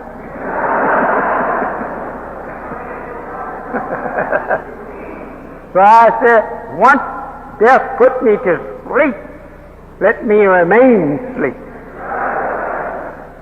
That I'm not conscious that I'm asleep. And I don't want to get conscious that I'm asleep if I got to come back again to that same grave. Like the Bible teaches you. And there's a lot of Christian ministers take it just further. That God raised Lazarus up out of the grave. Give him life again. Well, then why did Lazarus have to die again? But God is more intelligent than that. He would not have raised Lazarus up and then let him die again, the physical death. He would have been mistreating Lazarus. But that's the misunderstanding of the preacher. The death there don't mean a physical death. He declared that himself when he told to come to the grave. And that Lazarus was dead. He said, he's not dead. He's just asleep. Meaning that he's not physically dead. Show me where you have lain. And he went and looked at Lazarus, still declaring he's not dead. And then he called on his Lord, not to try to God. He was well aware that God knew what he was wanting. He said, in words, I'm not trying to tempt you, but for the sake of these that stand by, the disbelievers, that you answer my prayer for what I'm asking for, because I'm not trying. I know you can raise him. But for the sake of these disbelievers, Jews, I say, I could change that today. For the sake of disbelieving black people, let him rise. The white people, the devils, have so thoroughly killed us of the knowledge of self that they don't think that no man could take you out of what he has put us in. The FBI told me, an agent, one day, he was asking me about some of my followers. He says, Elijah, you have a hard job. I said, you made it hard.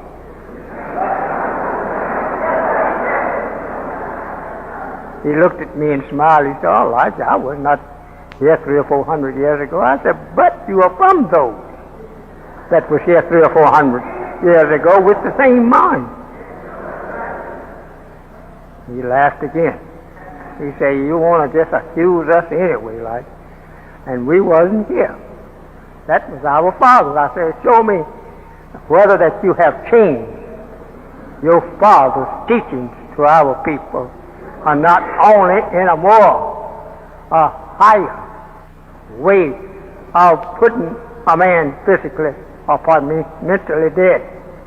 I say, you know more how now to put your father work to a such high degree that the man don't know he's dead. So my beloved listeners, we are here with the truth. Whether you believe it or not, you are here. So hear it and leave it or let it alone. I'm not here to force you to believe, but I am here to condemn that which you believe in. That you won't be able to condemn me in what I believe, because we make it so plain. Even in the book that we read, Bible and Holy Quran, you want to make the Holy Quran something that is not worthy to be respected as the Bible. We make the Holy Quran more respected because that the people that translated the Holy Quran was not liars. But the people who translated the Bible, they added in to the truth. Not that the Bible don't contain truth, plenty of it if you understand. But they made it hard for you to understand by making the truth in symbolic language, and you cannot understand that which they has made symbolic. So Allah has risen up to you an interpreter of the Bible and the interpreter of the Quran, which he has given to me to rely on to teach you the truth of Islam. The religion of Christianity does not make it clear enough for you to know the truth. You will say, man, go on. Yeah, I'm going on, but I'm going on with the truth to you.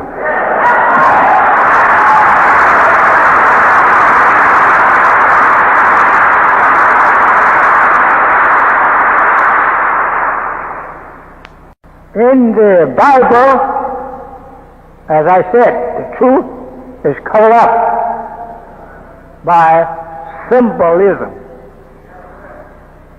And you don't know what the symbolism is. Look at those horses in the Bible that he tells you they are speaking. The Holy Quran does not use no such fancy.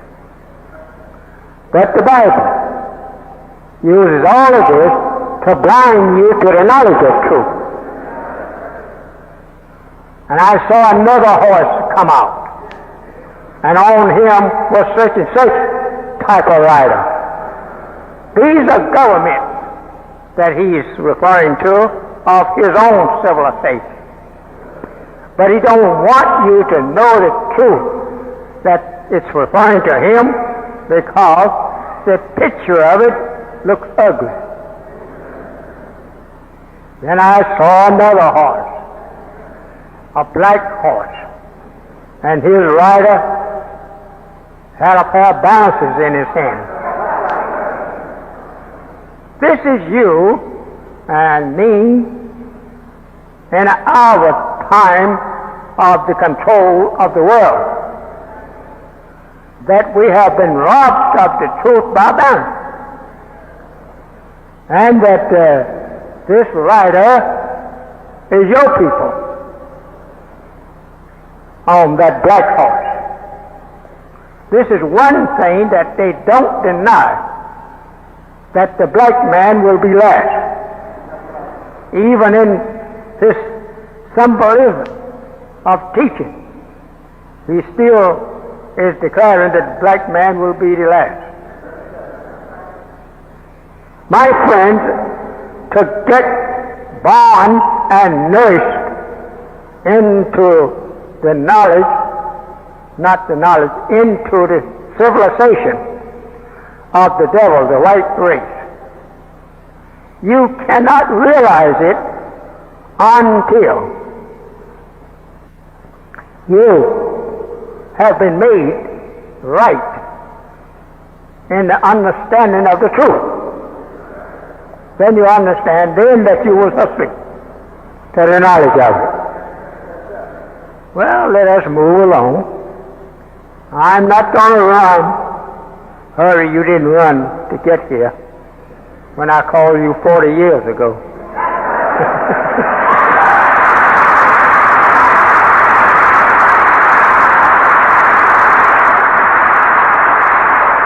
So this time, I'm going to take my time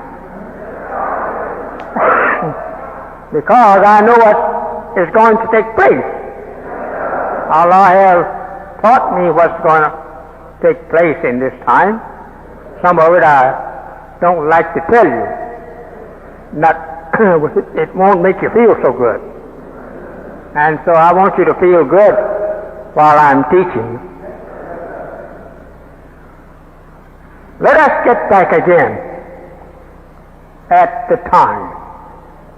If the Bible teaches you that the devil will have the power over the people to rule them until God come and destroy him, this is true.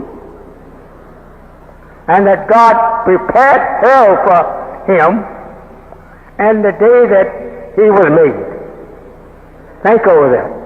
Before ever the man was made, hell was prepared for him. Now, if the Bible teaches you that, Christian believers, why you want to go along with it? Since his destination is hell. But you say, I don't know when that will be. Neither do you. No one is given that hour but God himself, and then he passes it over to that angel that you read of in the Revelation that places one foot on water and one on land. The preachers used to fancy in that. Of course, they didn't get too far from the truth. They used to say that the angel would ask God, how loud must I sound? He'd make it a little fancy there. I used to hear my father preach it, and he'd put fancy to it because he didn't know. But today all fancy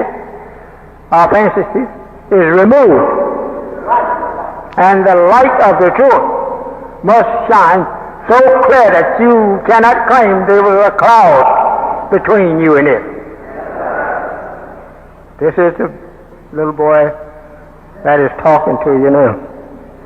There's nobody coming behind me but God. I better tell you that.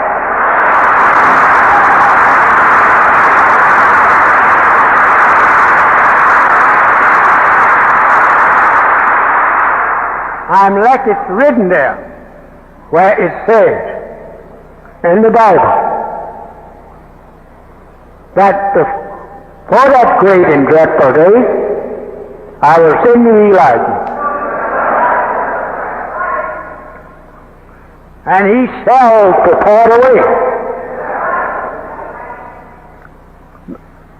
He must have enough converts to lay claim to the devil's world that God has some people in it.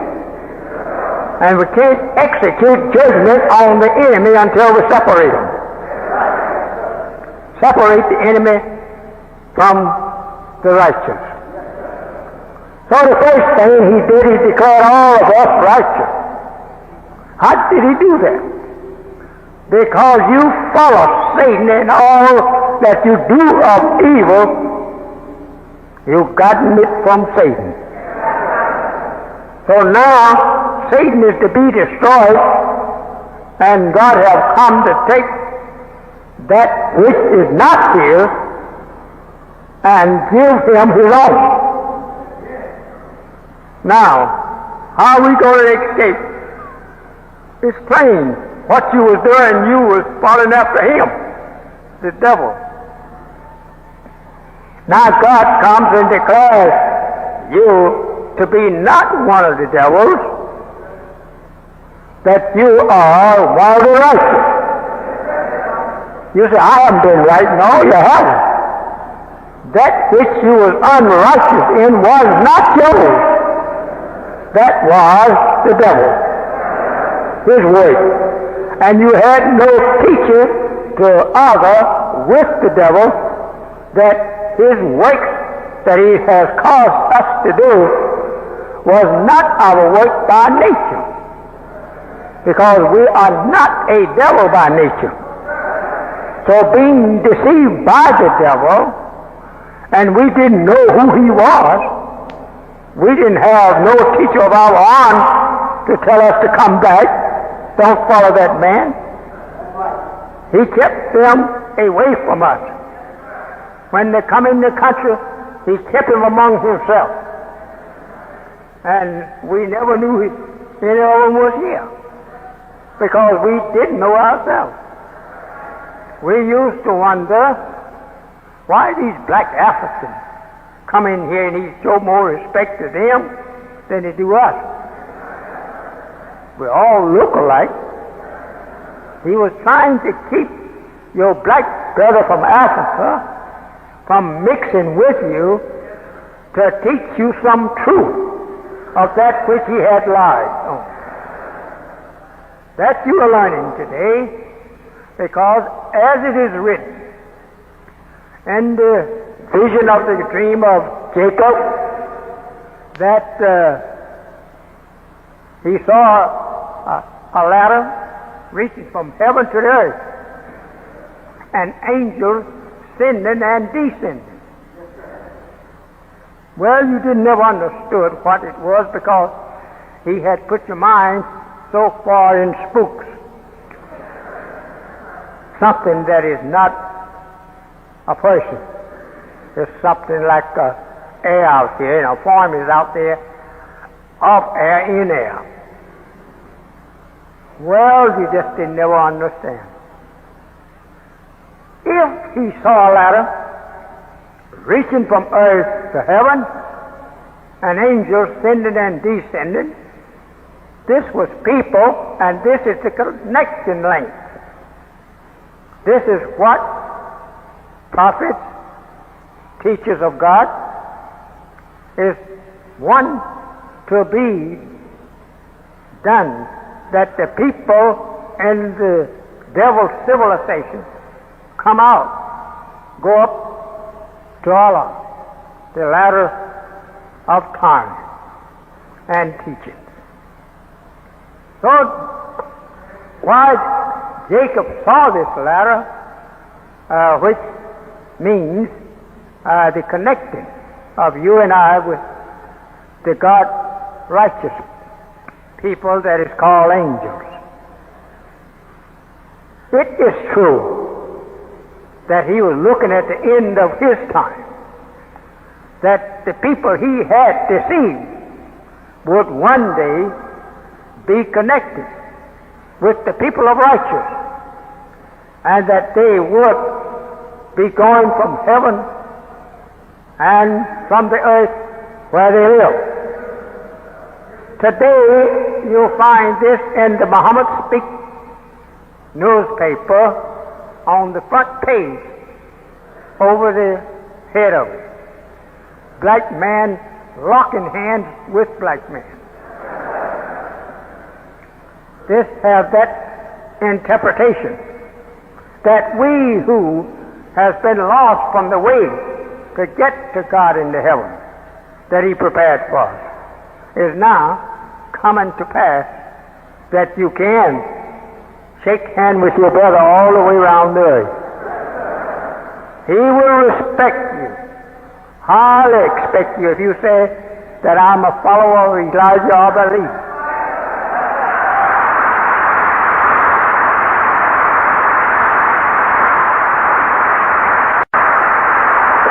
He recognized the fact that this man is the man we've been looking for to join us together again. Their sanctity comes to me sometime almost weekly because they recognize what I mean. This is the day of uniting. Africa is uniting with us because, as the Holy Quran teaches, they heard a calling to the right way. Therefore, they are here among you today, plentiful, sanctities, walking around with the mouth shut, waiting for a certain time to open it. So the time given to the white man is up, and he don't deny it. He don't deny his time is not up. He preaches it himself. As in the Holy Quran, it is said there that where he tries to clear himself of misleading you, he says, I did not cause them to go astray. I just called them and they come. He said, I'm not responsible. They are responsible. He goes to try to show some things he have did to try to open your eyes. But he know you are not going to open up. And he couldn't tell it strong like God sent messenger, because by nature he was made to hide the truth. When you go to the white man to sit down for him to teach you the truth, he misleads you, because the truth is against him, and the truth is his doom. So never go to him looking for no truth from him. He's not made of the material. When he was made a liar and made to oppose truth and to oppose you that believe in it. Oh yes, I'm taking my time this afternoon.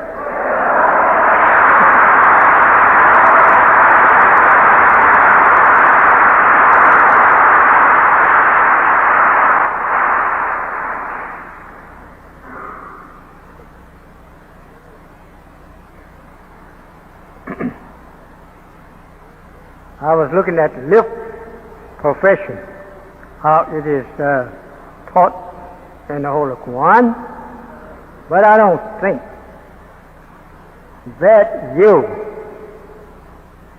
should be worried about that. Neither should I.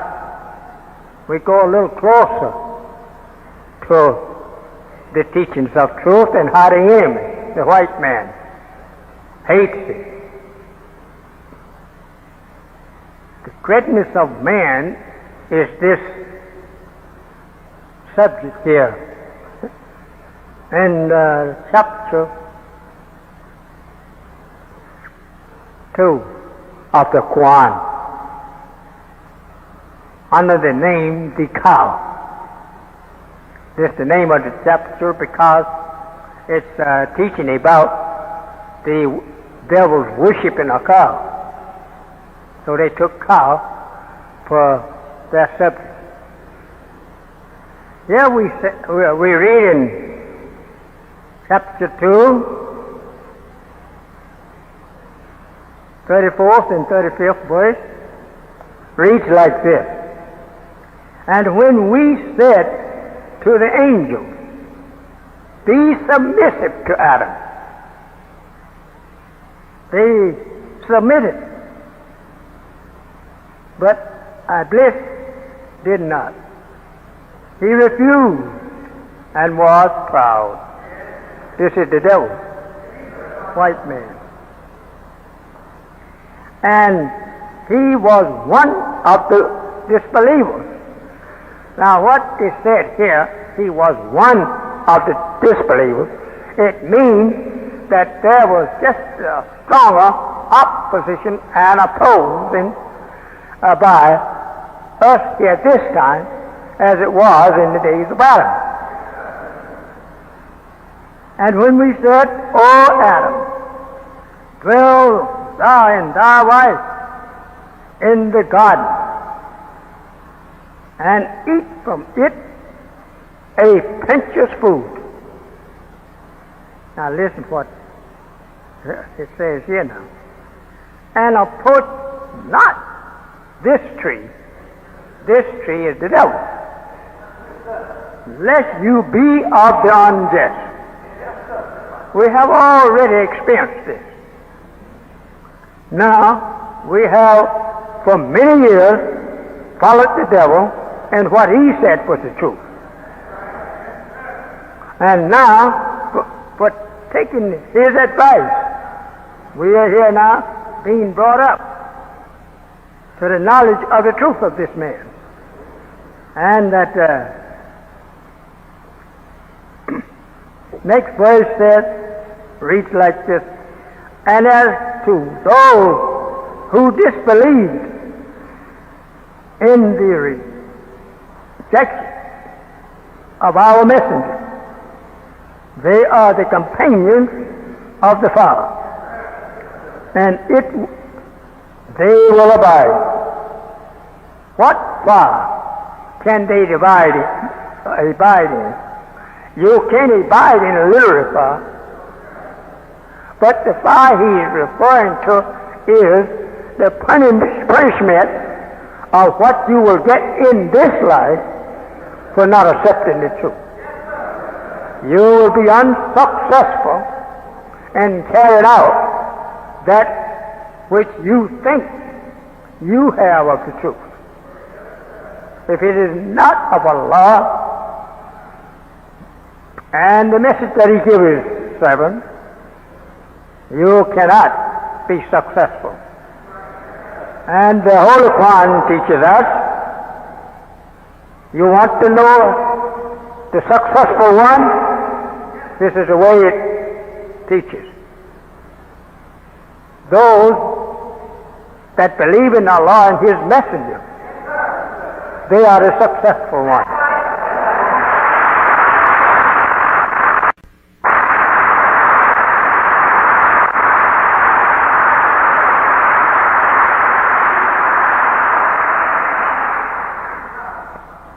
Over here in the 45th verse, it reads of the same chapter 2.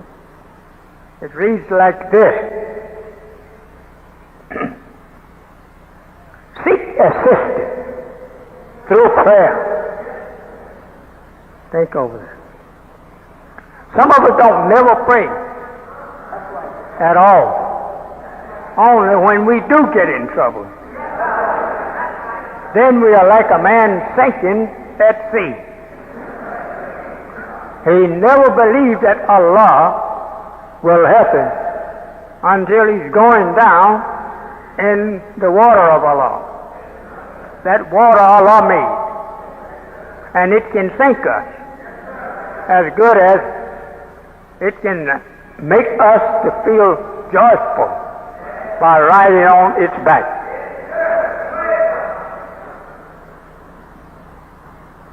And seek assistance through patience and prayer.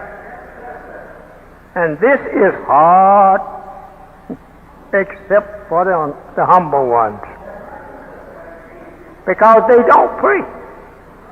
And when they need to pray, and their most troublesome time of life disaster, they don't know how to pray.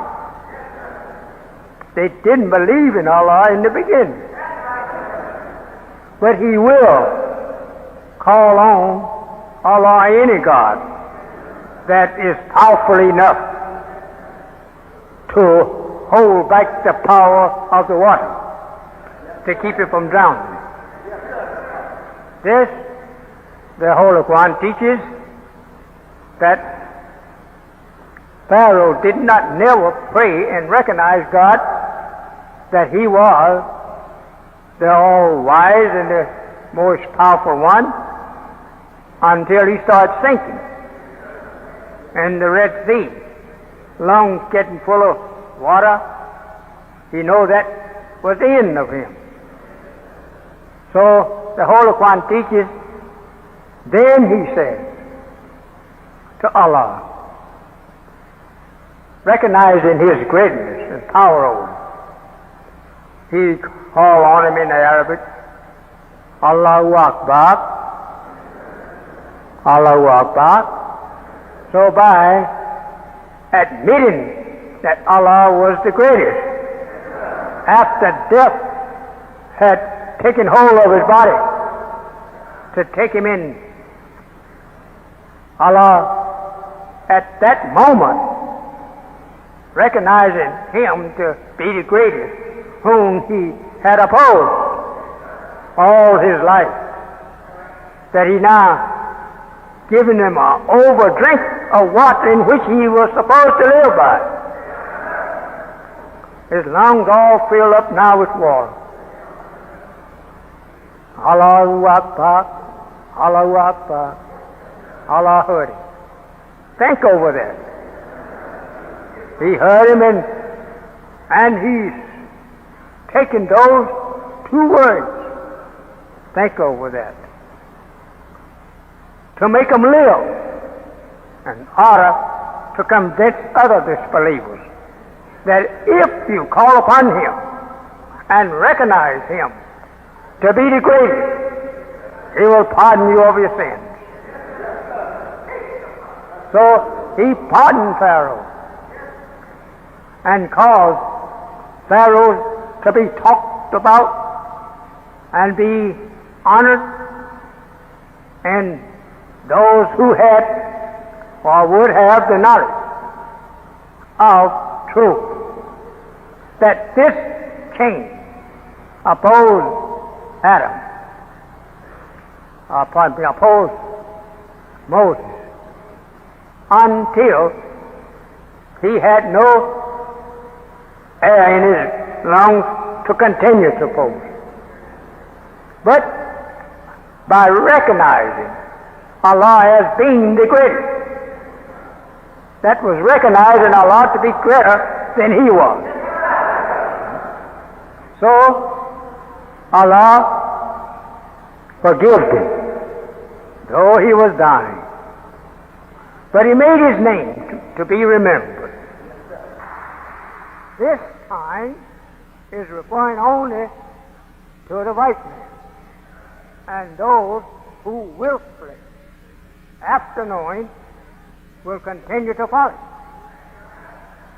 Though they had a chance, God forgive them if they would leave the devil and come to Him and go back to the people, because they are not guilty of the devil's sin, and He have declared them to be free of the devil's sin.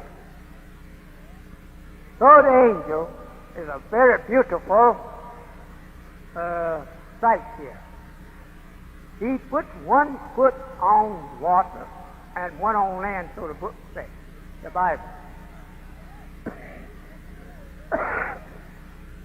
This is true universally out of both books. Here is the secret of it. The man was raised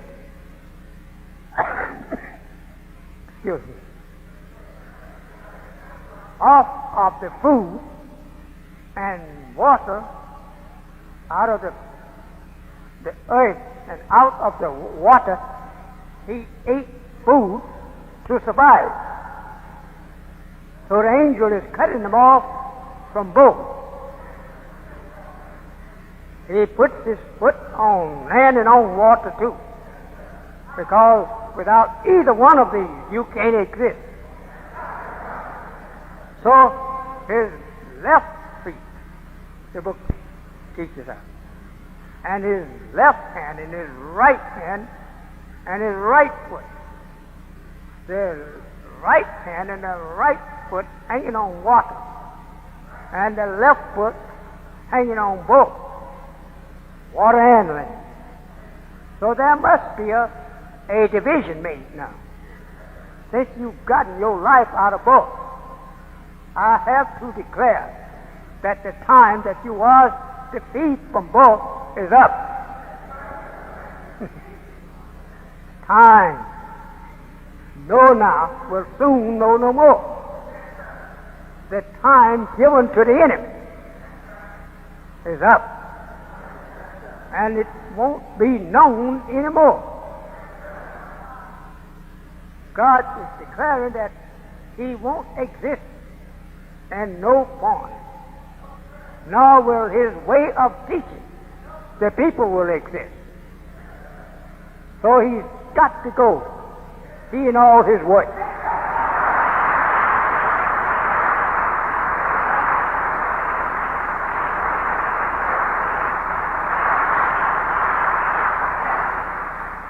The 45th verse says, seek assistance through patience and prayer. You need to have both. You need to say your prayer, and you need to be patient. So wait on the Lord and don't try to run ahead.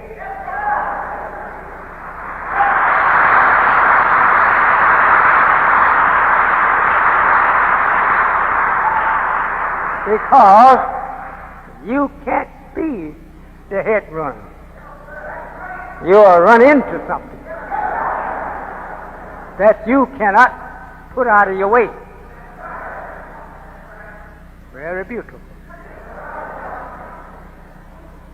So if you get in a hurry, ask the Lord to assist you to be patient.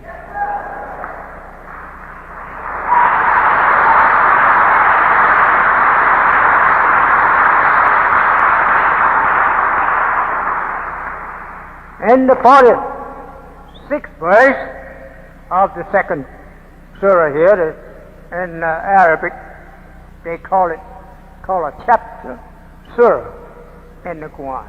We call them chapters in the English language. He says, who know that they will meet their Lord, and that to him they will return. This is the believer, the Muslim.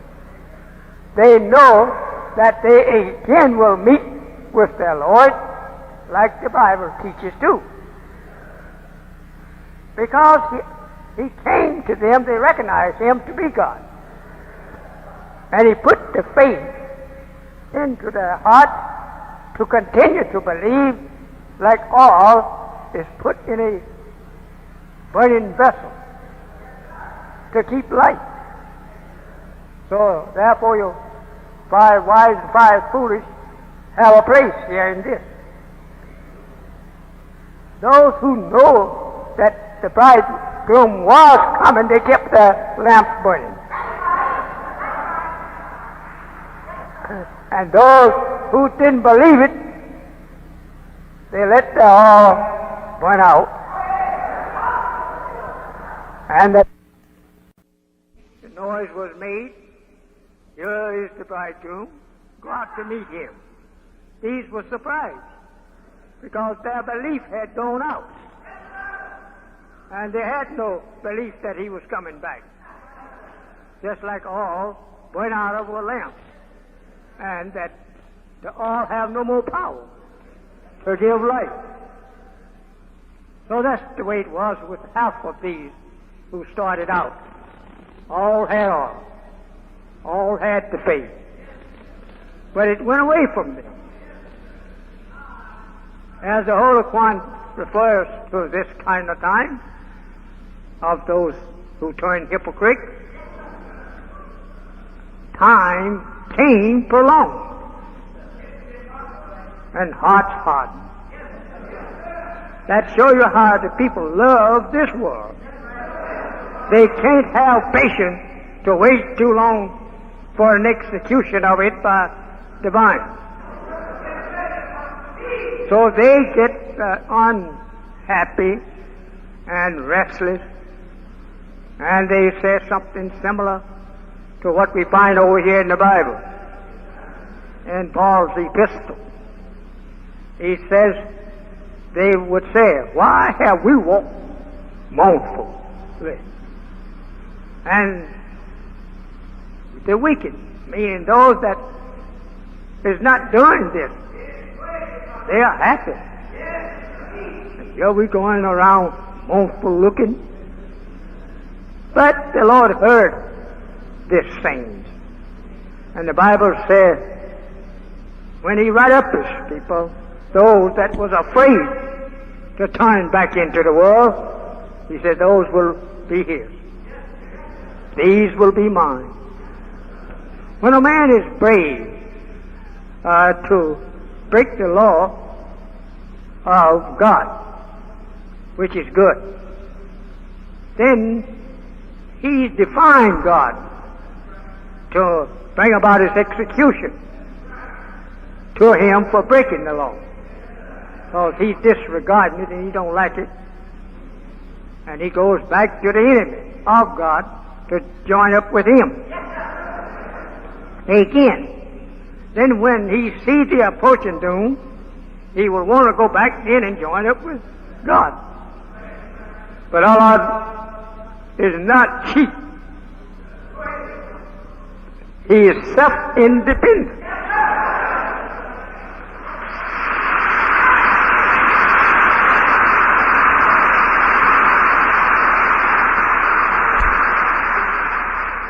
He so loved the world that he gave his only begotten Son to save the world.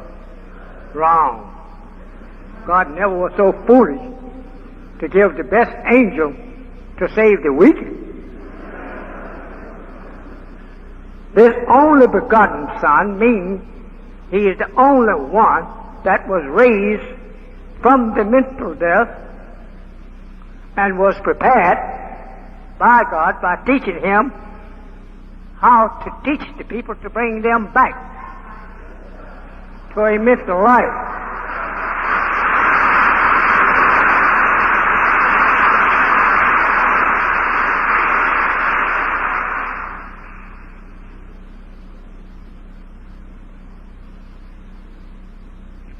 So, I'm here calling you to return to your own.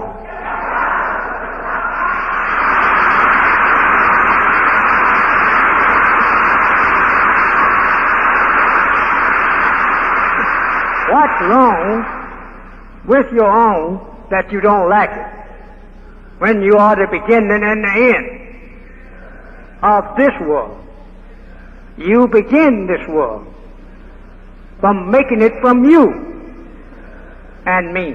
Yaqub, the father of the Caucasian race, he made the Caucasian from out of a weak germ of us. He didn't go out and get something that was not already in existence to make him a man. He come right back to himself and looked into the germ of the black man and found the man. Therefore, it is true that you are the first and will be the last. No man can produce another man equal to the black man without going to the black man.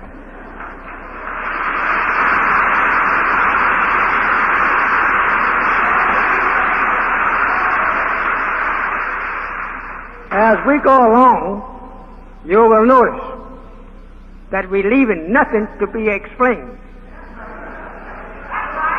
No.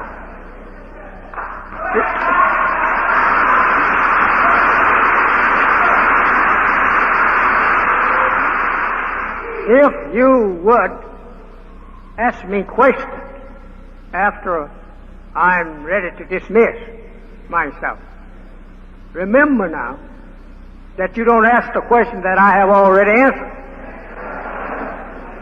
I'm not going to leave no question for you.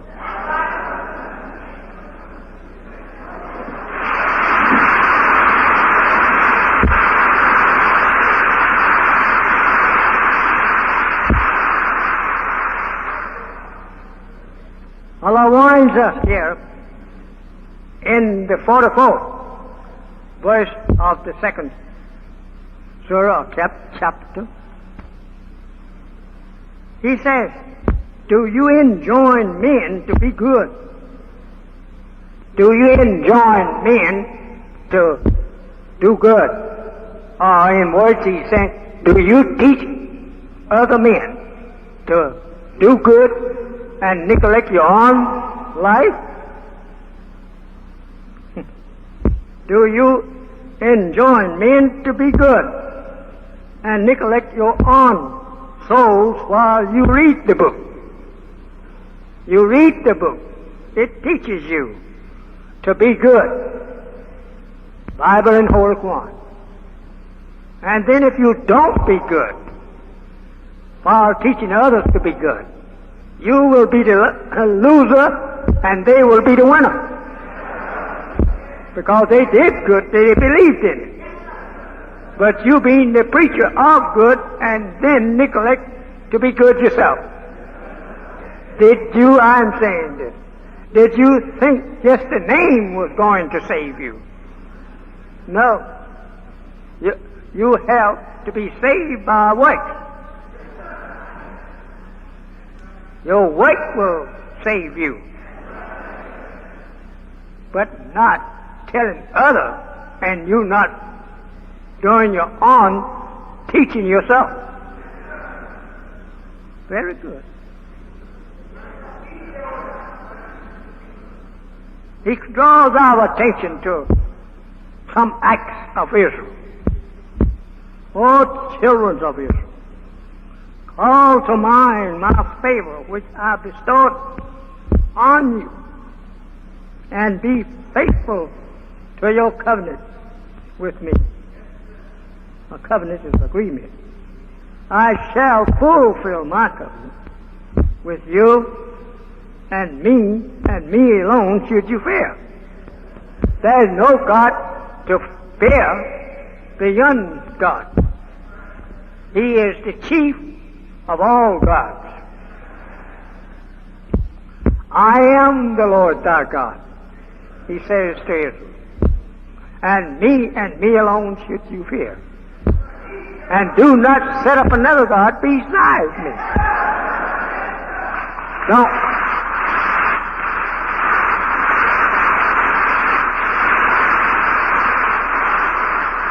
Don't try seeking another God to try and make him my equal.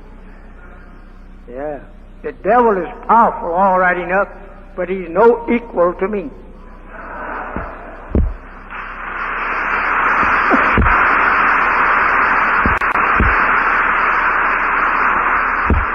This is why Allah makes a messenger or apostle to contend with an opposer of his. He's not enough for God himself to attack. So Allah makes an apostle to attack him and show his apostle how to win. Because he knows both. He knows the devil and he knows his apostle. His apostle is from God himself, the beginning of man.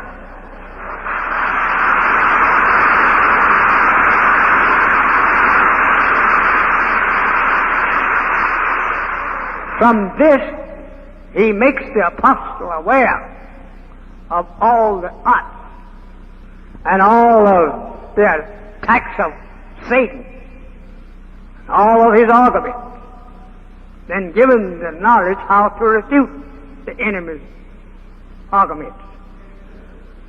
Give him the knowledge how to make the enemy to bow to him. This is true. As I'm here, the enemy do bow to me.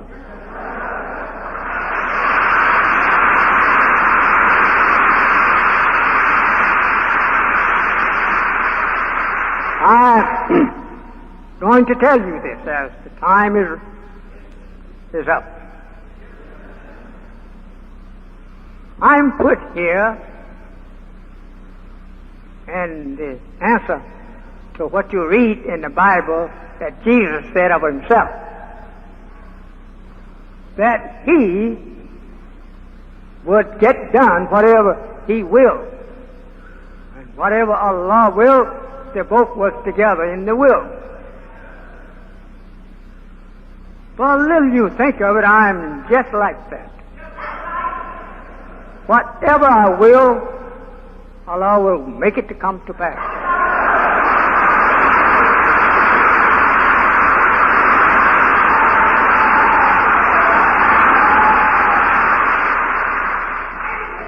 Since Jesus recognized the fact that he was not that man, that prophet, that one that will come in the last day, he was not that. He had to die for his mistake. What was the mistake? The mistake was that he thought he was on time. But he learned that he was not on the time to usher in the judgment of this world. So then he prophesied and admitted that he was the head of time. He was not on time for it. So then he prophesied in his acknowledgement of his failure to come on the due time of the end of the world, that he couldn't do it because it was before the time of the world. So then he prophesied, but, in words he says, when he comes, what he is that? He said, the one that Moses prophesied of. And now I see through the Moses prophesied that that man is yet to come. He will give life to the dead. And he will destroy the enemy that I'm ready and hoped to destroy, that I'm ahead of the time. So, in words he was saying, keep waiting. He will be alone, whom the Father will send from himself. I guess you say you're preaching too long.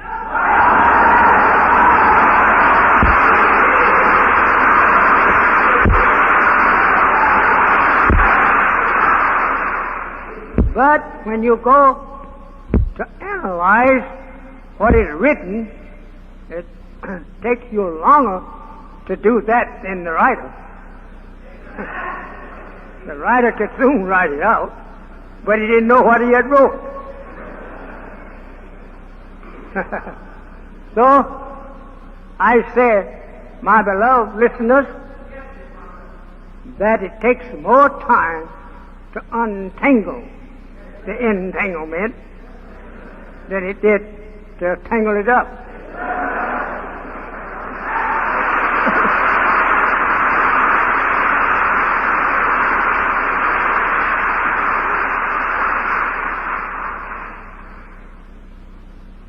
Now, if this, and it is, the end of the world, you should know what the world is and what it has done contrary to the world that is coming in.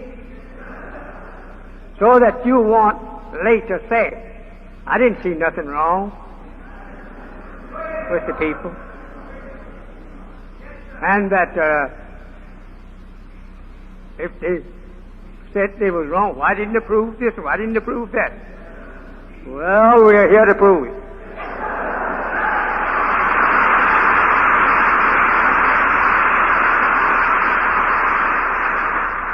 Let us take for an instance. You see, pardon me, I'm always getting short somewhere. You see that the white man's world is now dying a natural death. Everything he lays hand to is a failure.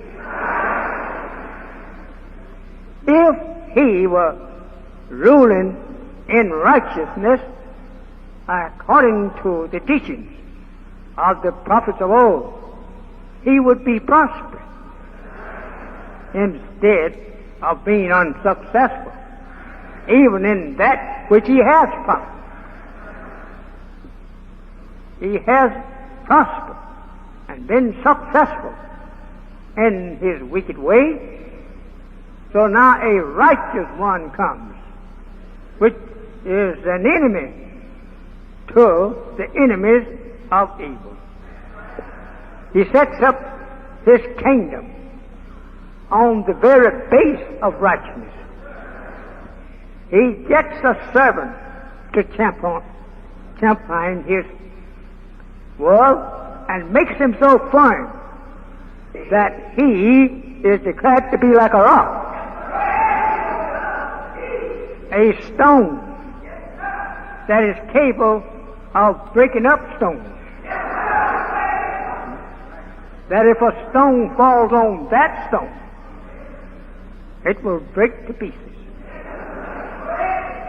And if this stone falls on that stone, grind it to powder. He's a tough stone.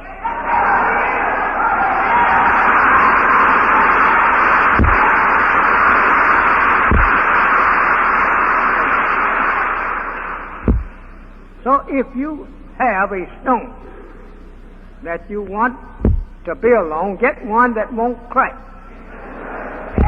if you put other stones on it.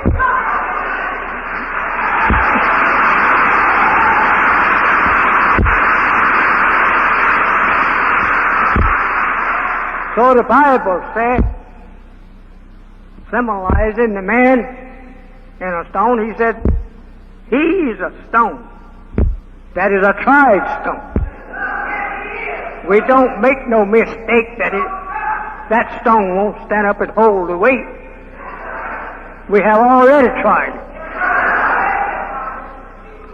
And since we have tried the stone that we want to build on, we want this building to stand. So we build it on a stone that will stand.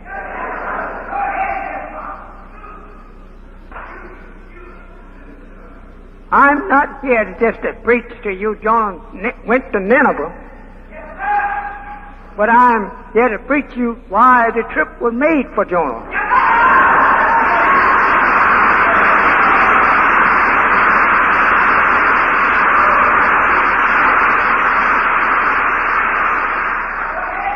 I don't want you to think that I'm up here trying to show off.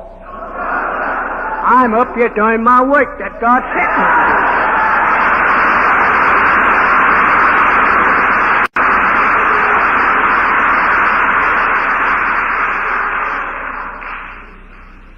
do. You notice that here in the desert, as Moses gave to us some history of his travels with Israel and the desert, which also must be interpreted, because it all reaches back at us.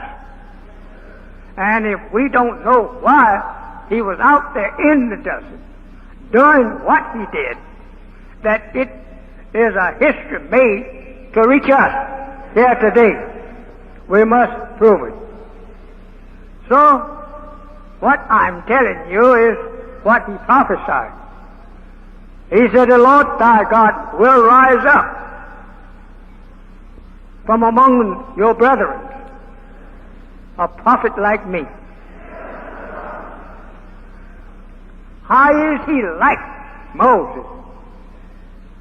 Jesus verified Moses' saying that God will send us a prophet like Moses.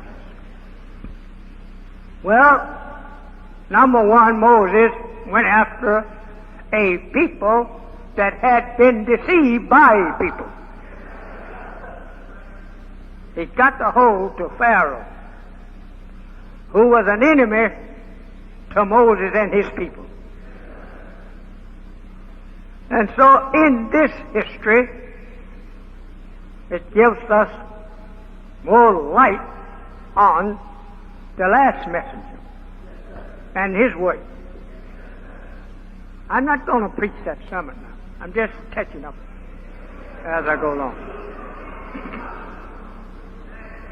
What you really need, it is knowledge of understanding. For misunderstanding is the hell to man. So, I'm here to give to you the understanding of that, of divine, which you have failed to get from the enemy of divine. Let you see what he looked like from the inside out. Then if you want to, after he have deceived you, to continue to live in his deceiving, that's up to you. No place in the history and in the scriptures that you will find where the last messenger will like to argue with you after he gives the truth to you. He leave you to later ponder over it, or you can go on disbelieving it until the truth, bearing witness to the truth of the messenger, coming from God in his actions against you. There is many things in the scripture which some of you think that you still have the freedom to do as you please. You can't continue to do as you please in this world because Allah is erasing this world. So you won't have no place to carry on your evil. The other people, they are all righteous, and they won't allow you to live in their righteous world with your evil from the devil of this world, whom they are destroying. You can't hold on to this. This is what I'm telling you. You are not free to hold on to it. You are not free to act. I reckon I'll eat up the mic after a while. I keep on.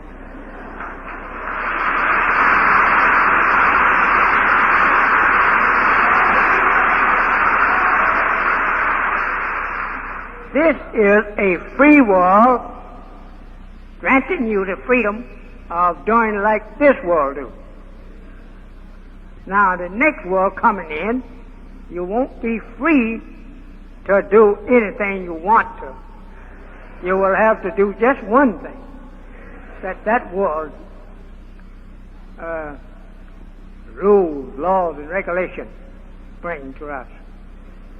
You take, for instance, that this devil, having the freedom to do evil and to teach us evil, he did not allow interference by prophets. He worked against them, so says the Bible. He beat and he enslaved them, imprisoned them, and then killed them because there was not wanted in his world. He was to rule the people by wickedness and not by righteousness. So I being, as the book teaches you, the last of the prophets. He won't put that small time stuff over on me.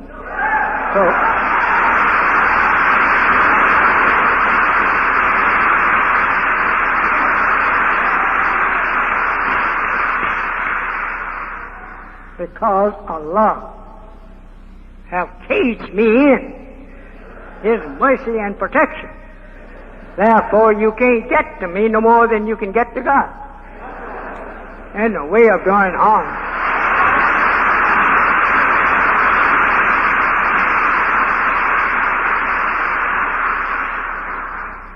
Now this I shall tell you.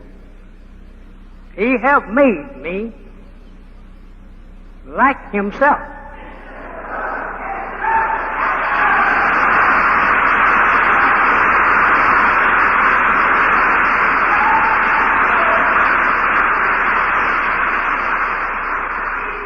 Whatever I do and whatever I want done or will, they use the word will, like He Himself, it will come to pass, don't worry.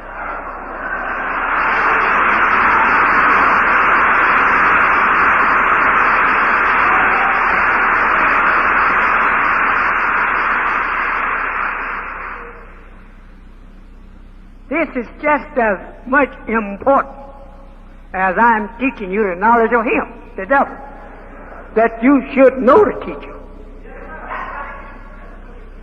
You're not going to see God coming down from heaven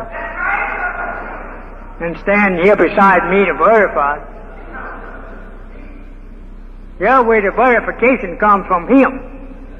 If I see you continue to be contrary to what I am teaching you of yourself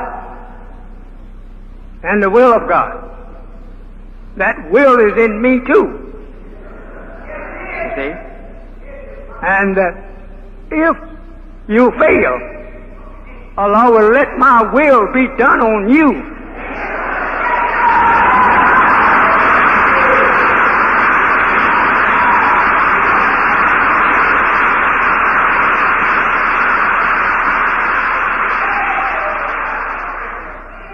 My wife is at home, gradually dying, but I didn't want her to die in a hospital, lest Satan would boast that her, the wife of the messenger, his God couldn't save her and he couldn't save her. So, okay. Then we went out. Seeing Allah in there, I knew he would have something to say. That thing that he said would weaken your faith in me and God, whom you have never known. And you never did know the God that he preached to you, because it never exists only himself. There's no such thing as a God living upstairs. As one preacher I know in the South, I used to go to his church just to hear him get on this part, that God, or that the earth is God's footstool and the heaven is His throne. So I kept listening at that preacher, kept listening at it. I said, he got something like right there. And he did have something right. The earth is His footstool. This planet we on is the first planet that was made with life on it from the sun, regardless to the astronomers saying Mercury is the first planet. Mercury was not the first planet that was made. Mercury is a sign. It's a sign of Allah's message. Oh, that if you had time.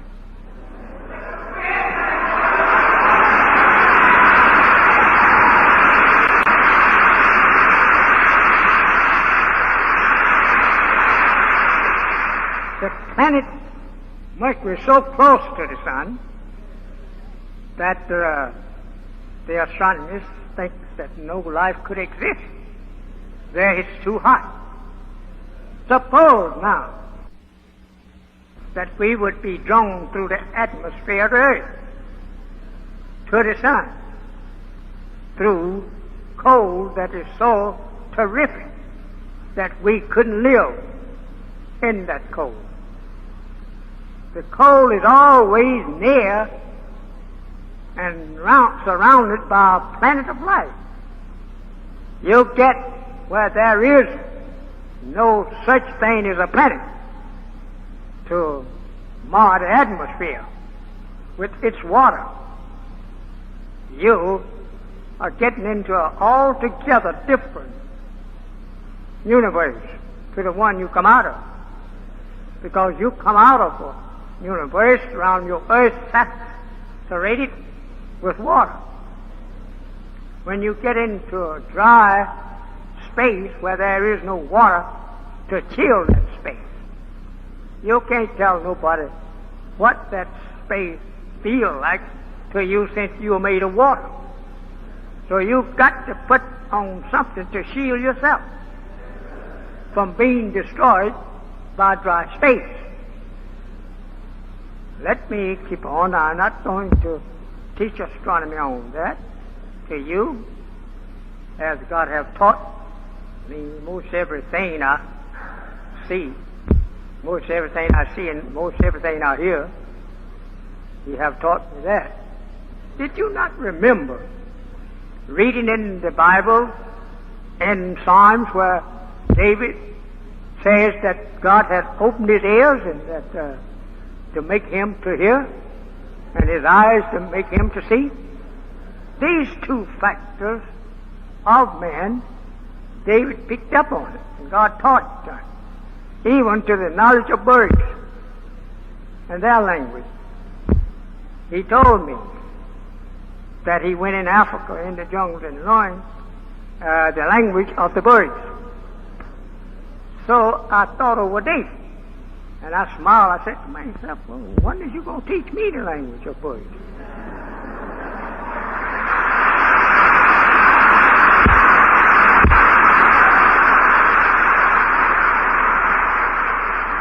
Why did not he say the beast? Because that is the more finer characteristics about a bird than that is by a beast. This Revelationer, he refers to this devil as a beast due to his characteristics. It's similar to a wild beast. Well, I guess you think you're getting away from your subject. No, I'm teaching my subject.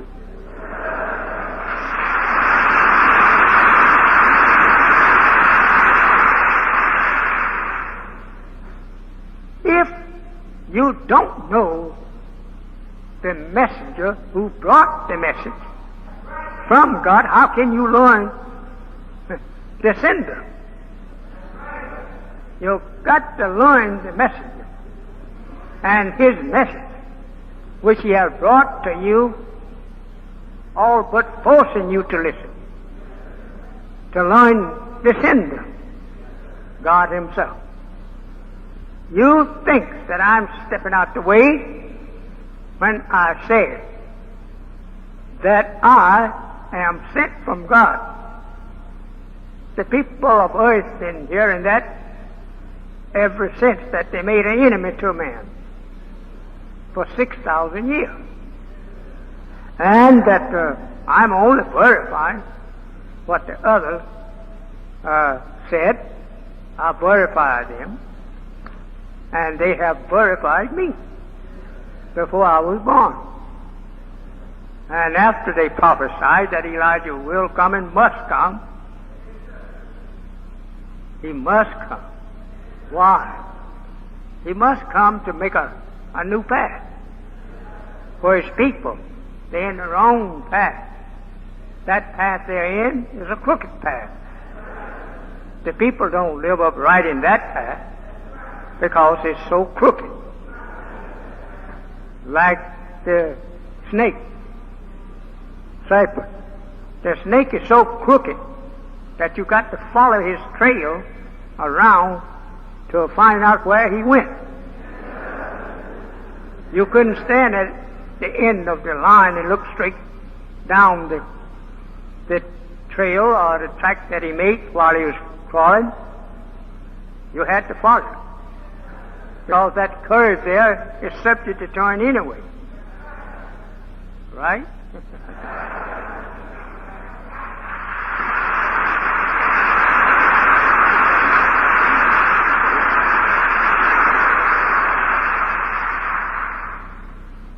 And that if you don't follow the curves that he's making, you won't overtake it. So Allah have made me to follow the curve and catch him.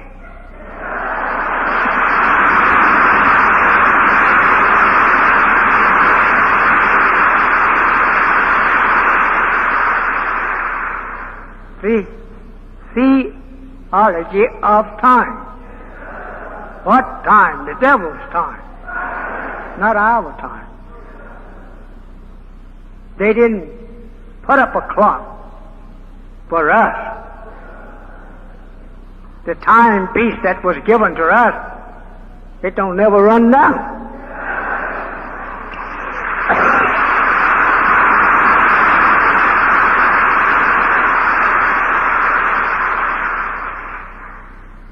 We all want to live, says the Bible in Quran. We have history of prophets and non-prophets living a long time. The Bible says by David that the wicked doesn't live out half their time. Well, that's right. But every man, the history that we read in the Bible and in other books and in the scriptures of the Holy Quran, all these long livers was prophets or something of the kind, some righteous person.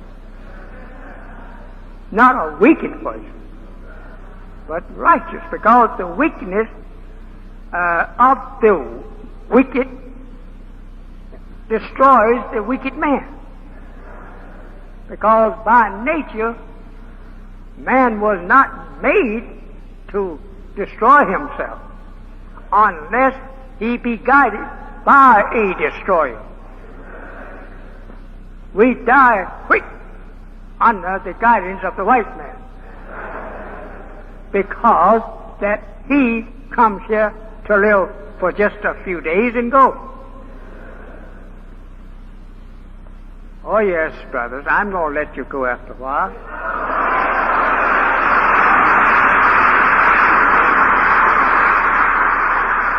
Boss back here says it's 10 minutes after 4.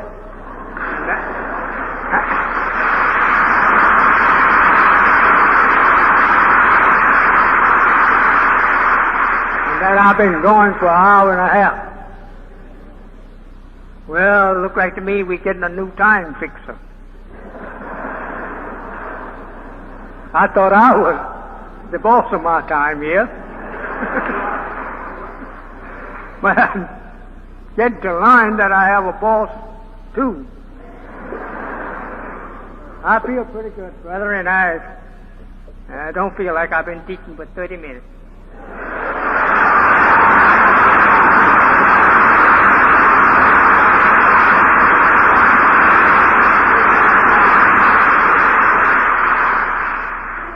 I sat up and laid around my poor wife, suffering with pains and whatnot, and I prayed over her.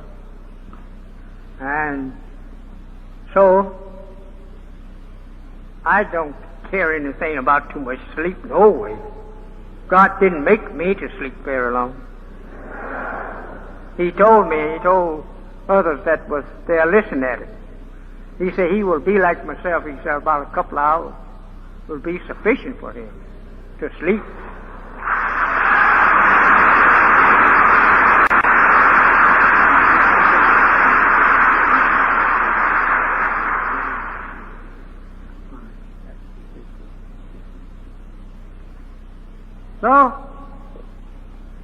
I sit up and lay around on the side of the bed,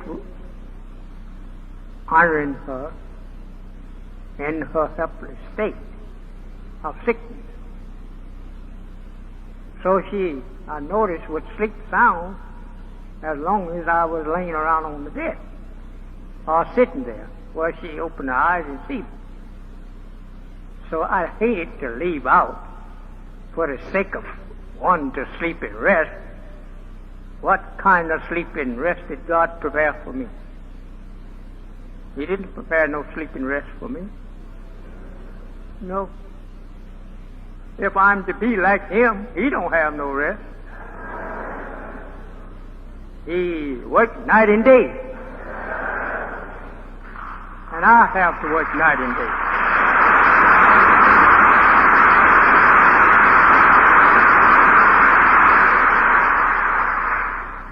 So when people get restless, you better let them go.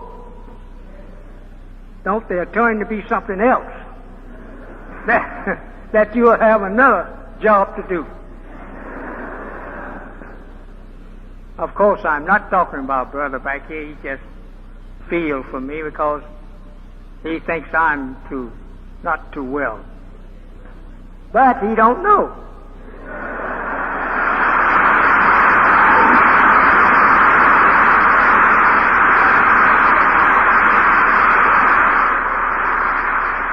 He's looking at the weakness of the body.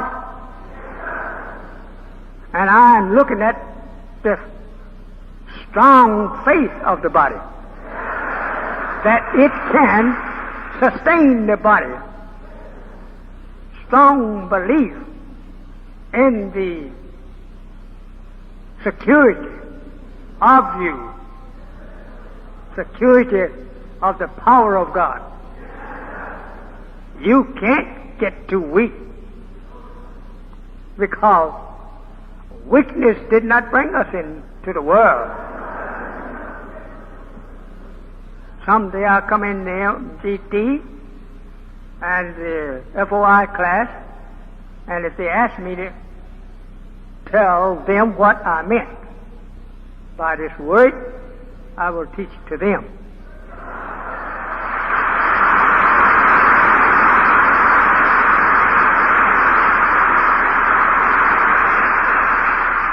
But I should give you a hint here. Man was created in haste. Therefore, he's hasty. That is true. So now you study on this till I get you in your classes. Then I'll teach you what that means. In fact about it, I'm not risen up from among my brethren. You are my brothers.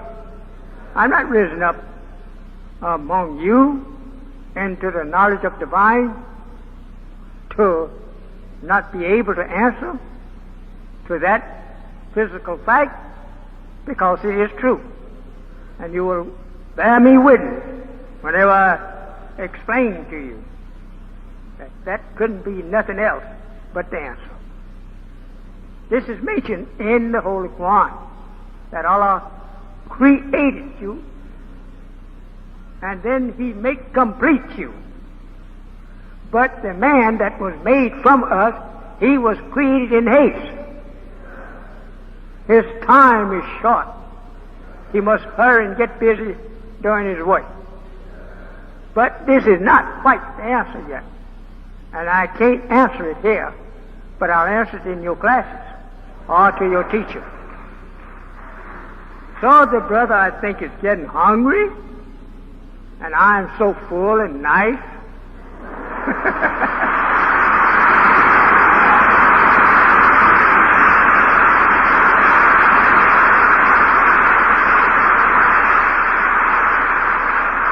He may have lots of work to do, and I'm doing my work.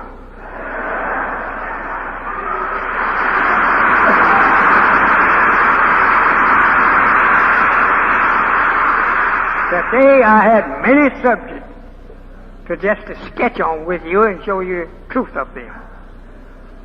But since that so many other things has popped up in front of those subjects. I didn't intend it, but just give to you the knowledge of them in a few words.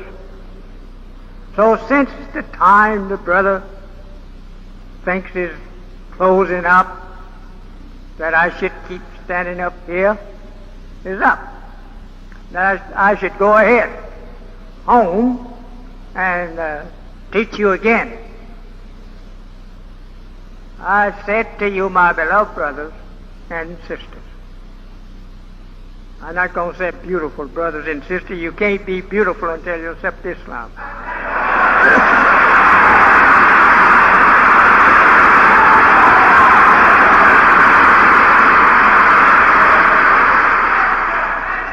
That is true. The mark of the devil will remain on you until removed by Allah in Islam. So, when you accept Islam, you start getting beautiful again.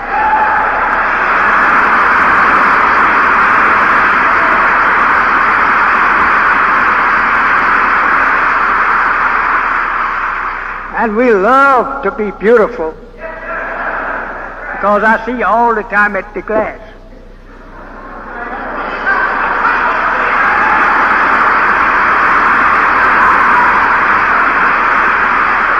So, come follow me, sisters. You will be beautiful. I have a little box sitting over here in the corner. Oh, yeah, you can peep at them. They're in the waking. They're going to be so beautiful until you admire their shadow a mile away. Oh, yes, they getting on like that. That's why they don't leave. If they wasn't getting beautiful, they'd be going. But they're in the process now. And they believe that the end will be a beautiful woman. And that's right. Allah didn't come here to make us ugly. He didn't come here to let us remain ugly. Everyone that accepts Him, He starts you to growing into a new-like growth. And that growth is a beautiful person. I'm your teacher.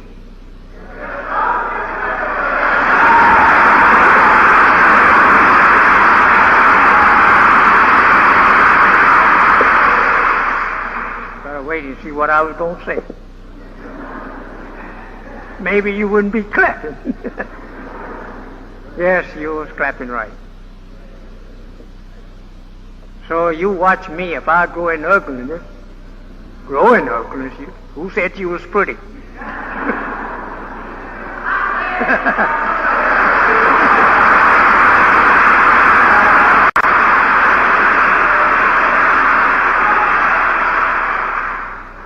But I only say this to tell you that the Holy Quran teaches us that you that turn to righteousness in this day and time, at the end of the Caucasian War, Allah will make you grow into a new growth. And He told me about it when He was with me. So He said, no, brother. He said, we will have no ugly people. We will have no people with gray hair and bald headedness. He said, brother, all our hair and all our black hair, the color will come back to us. And the Holy Quran said this is done by Him blessing the righteous and growing into a new growth. Instead of you growing and aging up into decay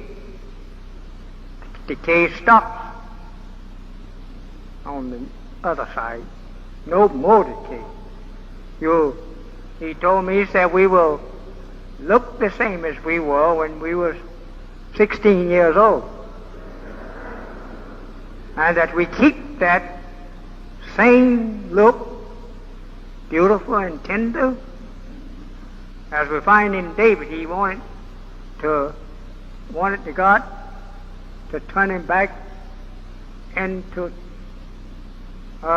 tender age and turn him back into the energy that he had when he was in his teens.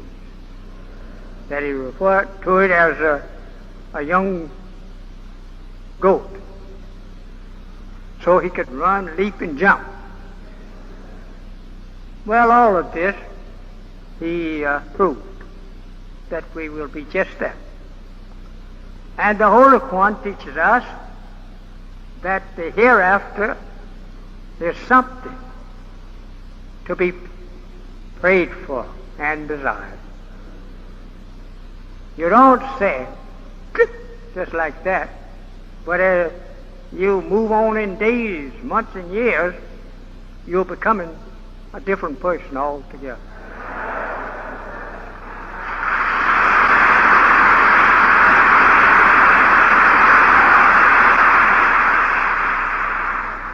I used to, right here in Chicago, teach you 6 long hours.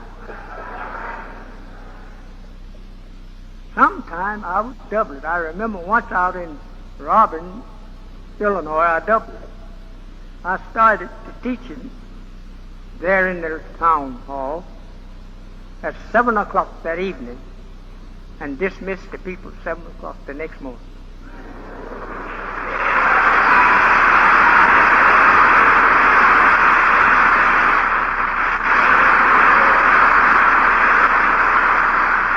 When I am feeling very well, like I am now,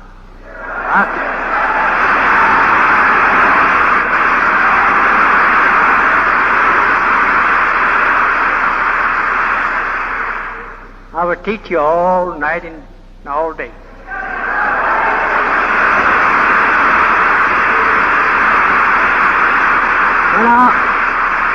When I was in Washington, making temple number 4, that's temple number 4 there. I used to dismiss the group and go to some of the sisters' home to have dinner. When I get there, some of the group from the temple had already arrived. They know probably where I was going to have dinner. And they all were sitting there just eager, as it was when they arrived at the temple. Where's Sister Dorothy? Stand up, Sister Dorothy. Over here to my left.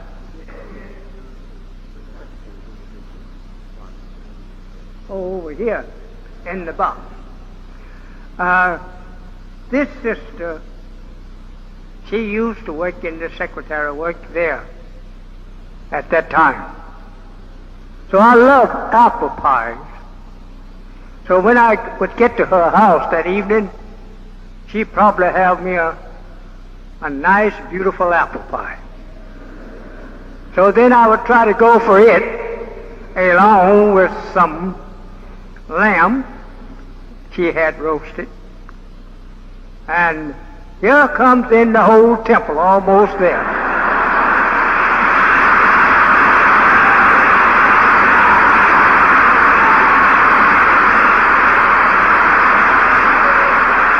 I began to have 2 thoughts about them. I wonder which one was I preaching to you, food, physical food or spiritual food.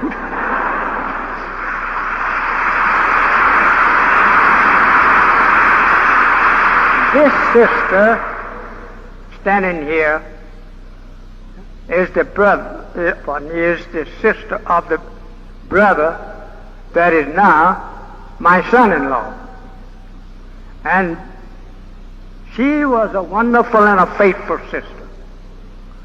When I and others, her husband even, was in jail there in Washington, the district jail, for preaching Islam, as they were going into war and they didn't want no hindrance. As they confessed to me, that's all we put you in jail for. That you will not be out in the public preaching to your people that preaching that you're preaching, he says, which will prevent the successful prosecution of the war between us, Japan, and Germany. He said, not what you're teaching, that it is not what should be taught, but we just want you put up to keep you from teaching it while we're trying to fight these two people, Germany and Japan. Not what you are teaching now. And I looked at him. I said, how can you put me up for the teaching if you don't put me up for what I'm teaching? So when I came back here to face the parole officer down in the loop of the USA, he admitted the same. He said, listen, Muhammad, you go ahead and teach what you always have been teaching. Teach the teaching just like you have. Nobody's going to bother you. And he confessed that we were just at war and we didn't want you to be out there telling your people that they had no rights into this war. They would have been just like you.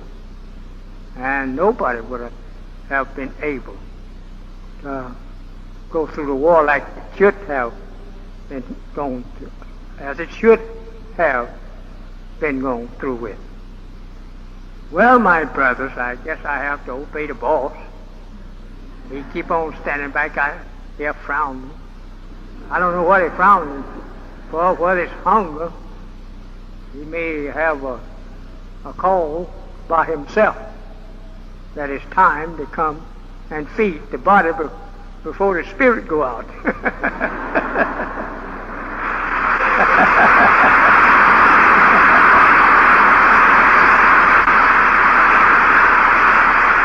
You know why that I'm so long in my teachings to you?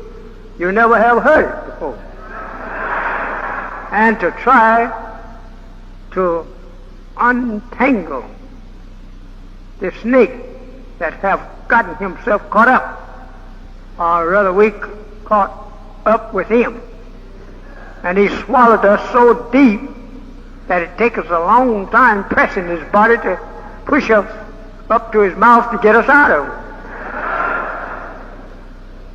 But I have enjoyed you, and I wish that it was so, that you could come here tomorrow and we just keep teaching.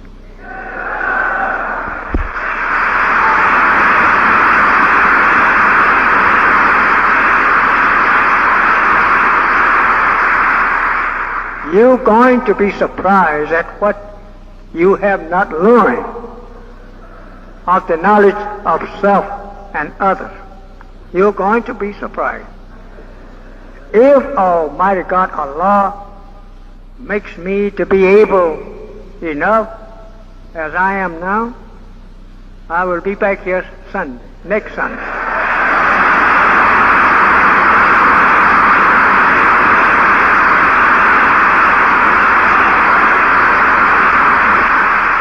I'm charged with the delivery of the message.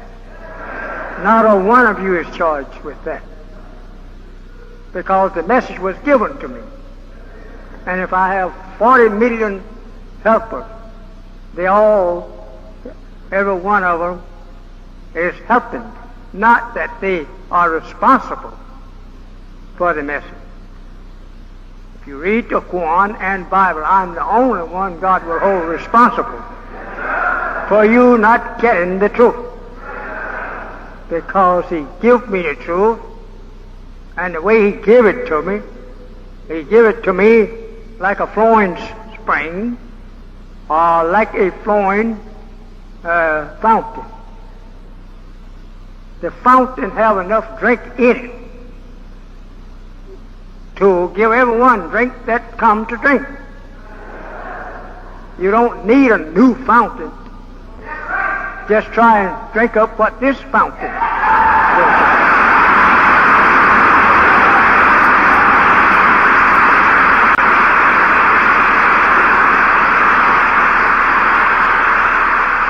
also in the holy city Mecca, there is a well there. Call it the well of Zemzem.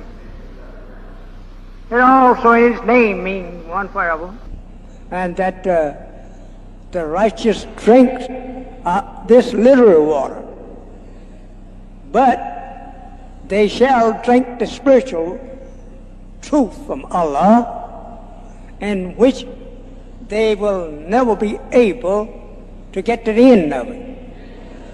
There's so much.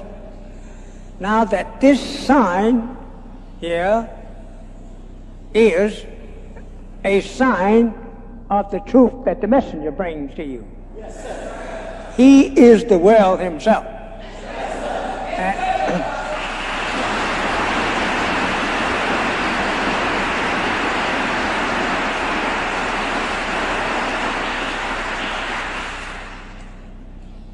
it made me to think over Jesus talking to the wicked woman who had been so wicked all her life.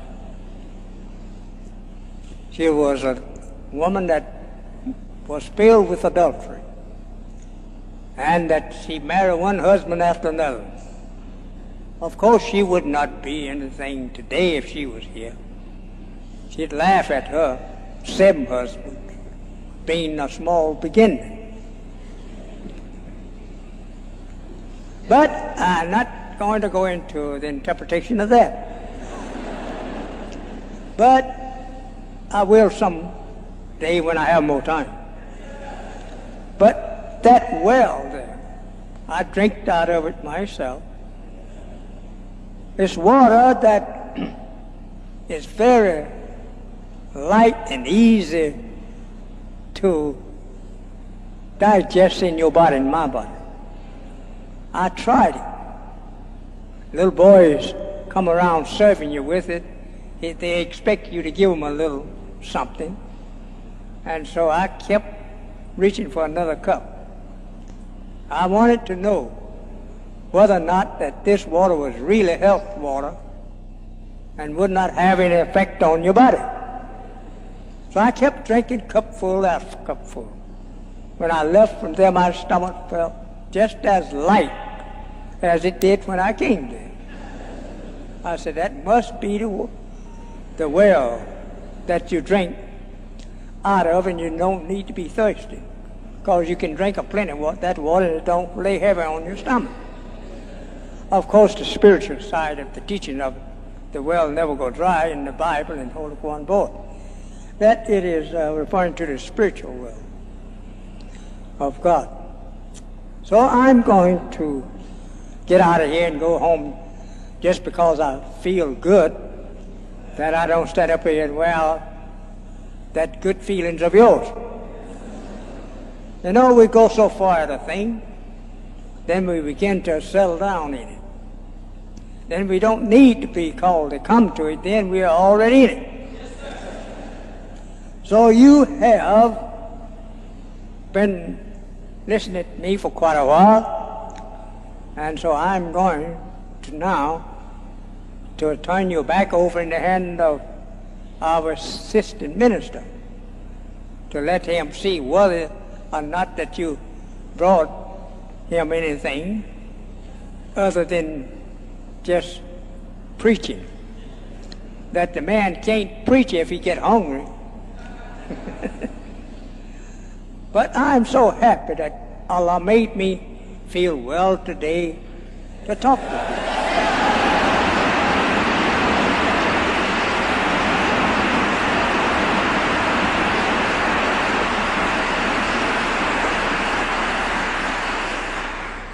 So I'm going to say to you that visit us today.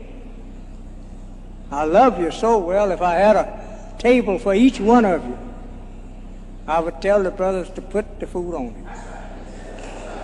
I can, by the help of Allah, feed every one of you that is here and won't be in the break line tomorrow, begging for me some bread. I did feed 10,000 once.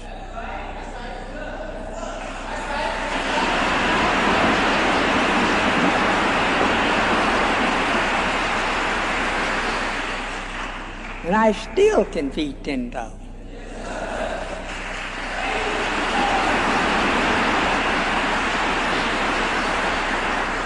Not that I'm boasting that I have lots of money to do so, nor am I boasting that I will cause some miraculous thing like the Bible said happened to Jesus to feed 7,000 people. It would be fed similar to that, but I don't call it a miraculous thing. I could give 20,000 of you. This is not exaggerating. This afternoon, eat all you want. But after you eat all you want, Allah makes it to appear to me I have not give away nothing. I don't miss it. I don't go home sitting down and say, if I had not give all them people that food, I'd have had some.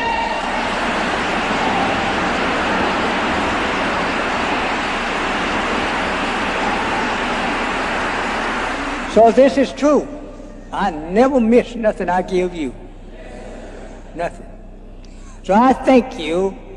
Don't you will be telling me, well, we thank you that we can give you. But I'm just happy to look at you, and I just want to talk with you.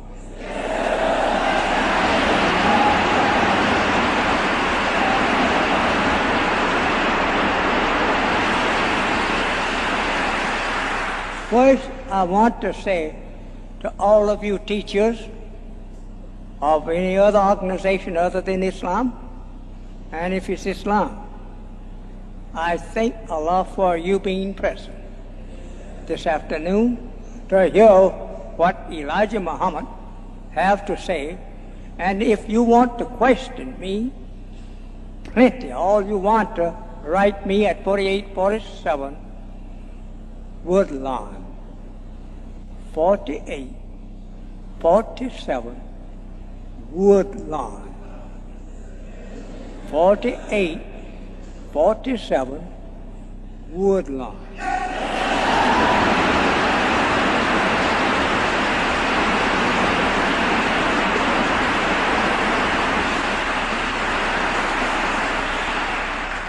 So I thank you. I'm going to turn you back in the hands of our assistant minister, Minister Shah. That name is from one of the set, which was three of the scientists from Muhammad teachings. This Shah or Shata, as you may find it in some phrase of that language, wrote. They were scientists on Islam and helped building up the Holy Quran that Muhammad said he saw and was given. Well, not say he saw, but the words that was given to him from Allah. They put them in a book called Holy Quran. Holy Quran, and one of the most finest meanings to us is a book of healing. It means healing. And it is healing us of the wound of Satan. So I'm going to turn you back into the hand of him, and he will dismiss you soon. And you help him. I tell you the way to help him to do this job real quick. Don't wait till he asks you for a donation. Just, hey, here you are.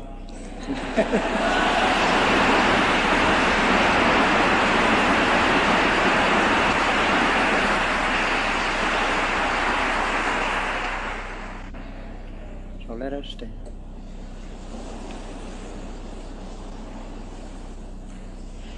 I'm turning you back in the hands of my assistant to dismiss you now. I'm not asking you to stand and get up, go out as soon as you see my back to him. You stay here and see what he has to say. So in the name of Allah, may the peace and the blessings of Allah go with you wherever you may go, and bless you and understand the knowledge of His word as I have given it to you. Assalamu alaikum.